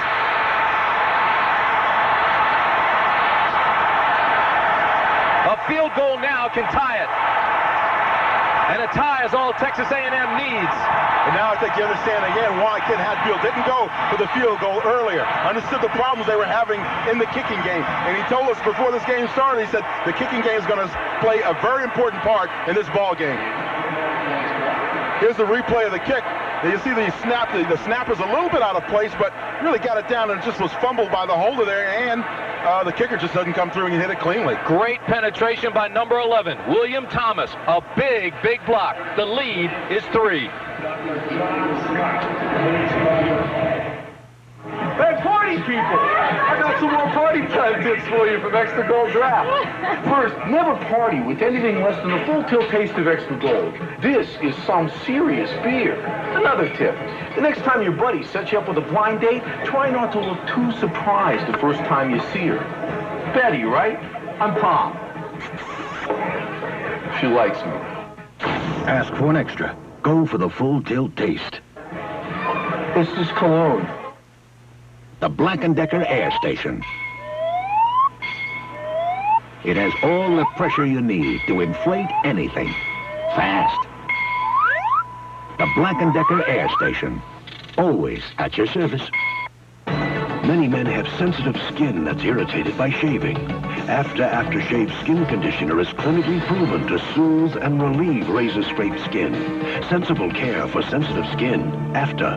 5 minutes. America's Homecoming Week continues on CBS when ice skating superstars Ty Babylonia and Randy Gardner pay tribute to the classic music of the movies, the Ice Stars Hollywood Review. Then, an all-new musical celebration honoring Willie Nelson, Smokey Robinson, Liza Minnelli, and Andrew Lloyd Webber, the Grammy Living Legends, all starting tonight at 8. Monday, it's a Murphy Brown family reunion. But with one too many moms. Why is he crying like that? He wants to be breastfed. Oh, God. The score, 23-20 Arkansas. Let me show you how come this play was successful. Key blocks down inside. You see Crawford chip off, get the linebacker. Henry comes over and gets the linebacker. And the backside tackle of Polskas is successful in his block. That's how come Barry Foster gets into the end zone. You can't draw it up any better and run it any better than that.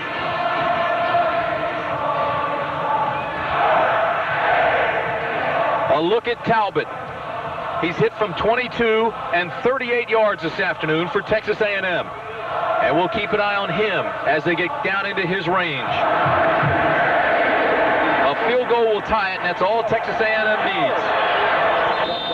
Larry Horton will down it, and they'll bring it out to the 20. So that Arkansas drive went 70 yards, 13 plays. It took 5 minutes and 13 seconds. The key play, the pass interference call on 4th and 3 against Horton.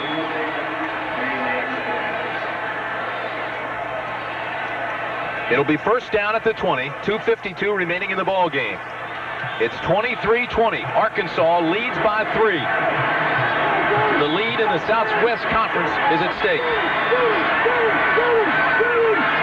Pavlis drills it and has it complete to Cornelius Patterson.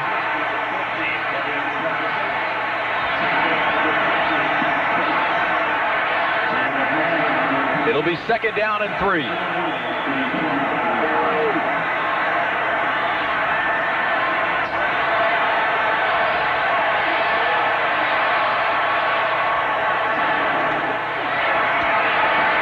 Side, Wilson has the first down, bangs his way out to the 34-yard line. Clock stops at 2:19 while they move the chains. It'll start to run as soon as they're set.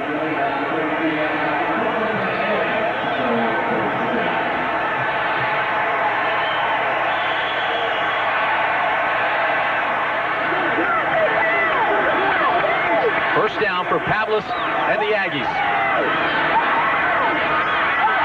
To the 35-yard line goes McAfee. It's a gain of 2. A&M has got to work the ball downfield. You've got to get it downfield and then get out of bounds. Under 2 minutes. Pavlis has time, throws it. It's complete. Waddle has it at the 43-yard line. Tackle made by Anthony Cooney and Ken Benson, and I'm not sure he was the target. Yeah, I think it was one of the serendipity. Something good happens. A gain of 22. The clock at 1:46.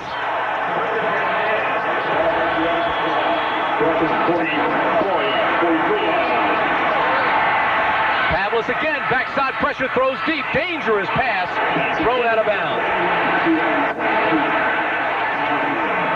Pavlis calling that play from the line of scrimmage, going an audible at the line of scrimmage. Had enough time to get the ball downfield, but just lost it just a little bit too high. But he's working the right thing. He's working that receiver going out of bounds to save as much of the clock as he possibly can for his offense.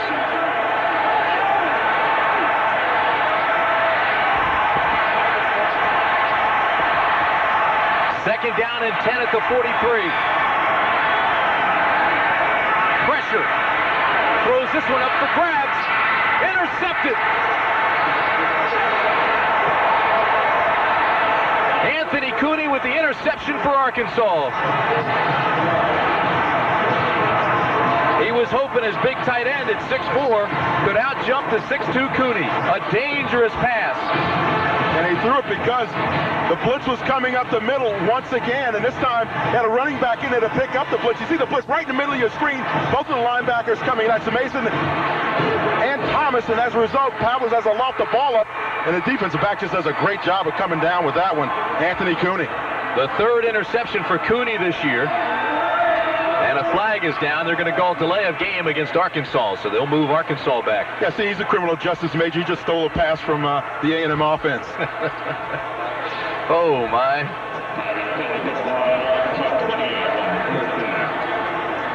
Three interceptions on the season for Cooney. He's going to have a nice ride back to Fayetteville. 1:32 remaining in the ball game. It'll be first down and 15 for the Razorbacks, and they'll just try to melt the clock now.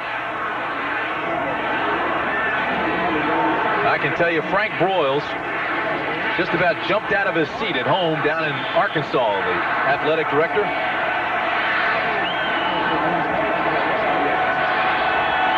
Razorbacks start at their own 20, first and 15. Both teams have 2 timeouts remaining. Jackson stopped after a gain of 1. And this really breaks the trend for Arkansas as well. They hadn't scored from the offensive side of the ball against A&M in over 2 years. And they certainly scored today. There's another streak on the line. A&M has not lost a conference game in 19 games.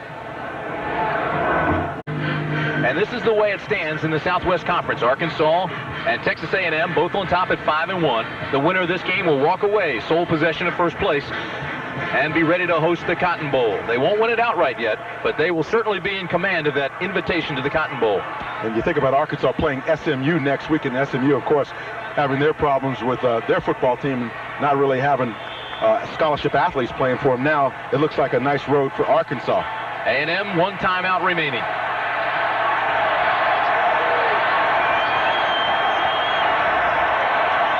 Jackson Foster the setbacks behind Grovey. Grovey with the pitch. Razorbacks lose a yard. Anthony Williams, great coverage from the linebacker spot. And Texas A&M takes its final timeout with 1:17 remaining in the ball game. Judicious use of the timeout for A&M now. If they can get the ball back, they'll be in good shape. We'll be back. They can stop Arkansas here because the Arkansas punter has not had a good day. And now if A&M can stop them on 2 more downs to get the punt, then they can come back down and kick that field goal, get back in position. I can tell you this, Lance Pavlis would love to have another shot. 1 more time.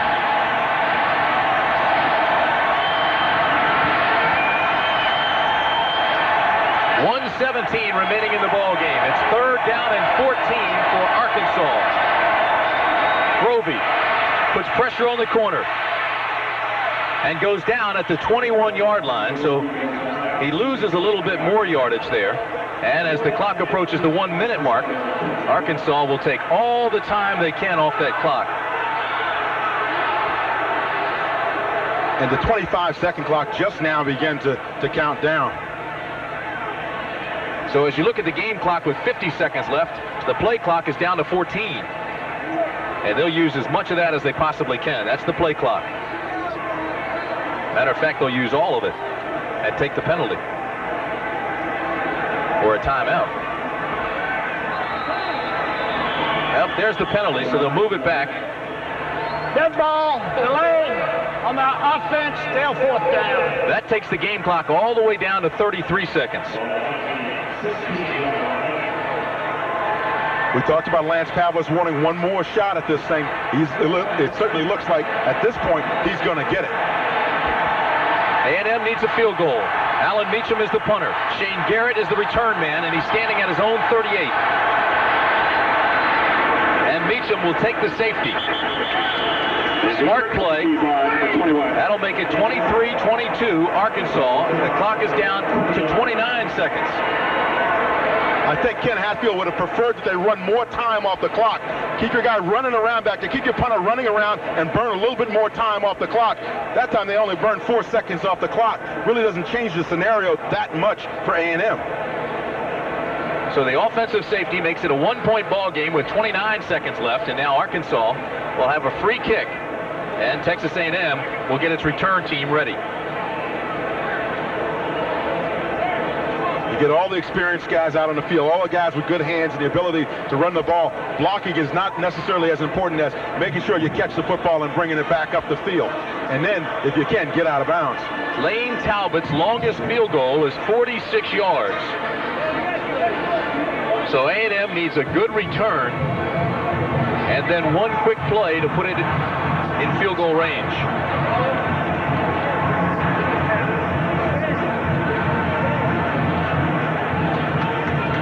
It'd be a lonely thing in being a kicker, but when it comes down to the real and critical point in the game, you kind of enjoy having that pressure on your shoulders. Another scenario. Alan Meacham will be the guy to kick the free kick. He's the punter. He's had a boomer of more than 50 yards today, but he also had a shank of 27 yards.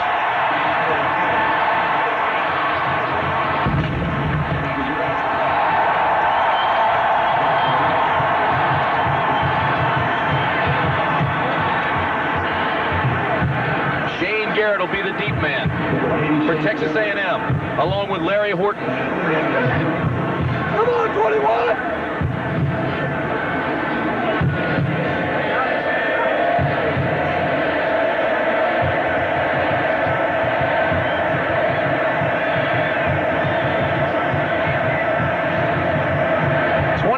Seconds stand between Arkansas and the Cotton Bowl. At least they'll be in great shape to win the Cotton Bowl. Horton to the 46-yard line with 24 seconds left. A return of 24 yards. Key here for now for A&M. Don't get greedy. Take the 10, take the 15, whatever the defense is willing to give you, and then get out of bounds and try to get in position so Talbot can kick the field goal. How many plays can they run in 24 seconds? You can run at least 5 or 6 plays, depending on if you're successful getting out of bounds. So that's plenty of time if you run the plays correctly. It's 23-22 Arkansas. Texas A&M with the football. No timeouts remaining. Mike Arthur snapped the ball before Lance Pavlis was ready to receive it. Now the clock continues to move, and they have no timeouts and no way to stop it. He was looking at that double blitz right on his head. Backside pressure, Pavlis falls loose. No whistle yet, and no signal. And no time on the clock. Arkansas football. That's the ball game.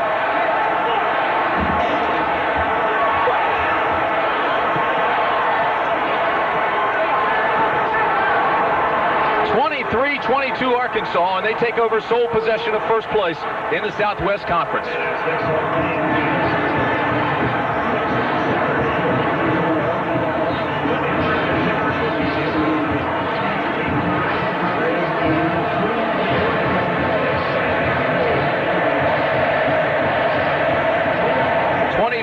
To the final.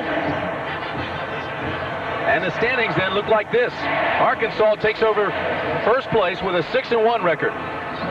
Texas A&M falls to 5-2.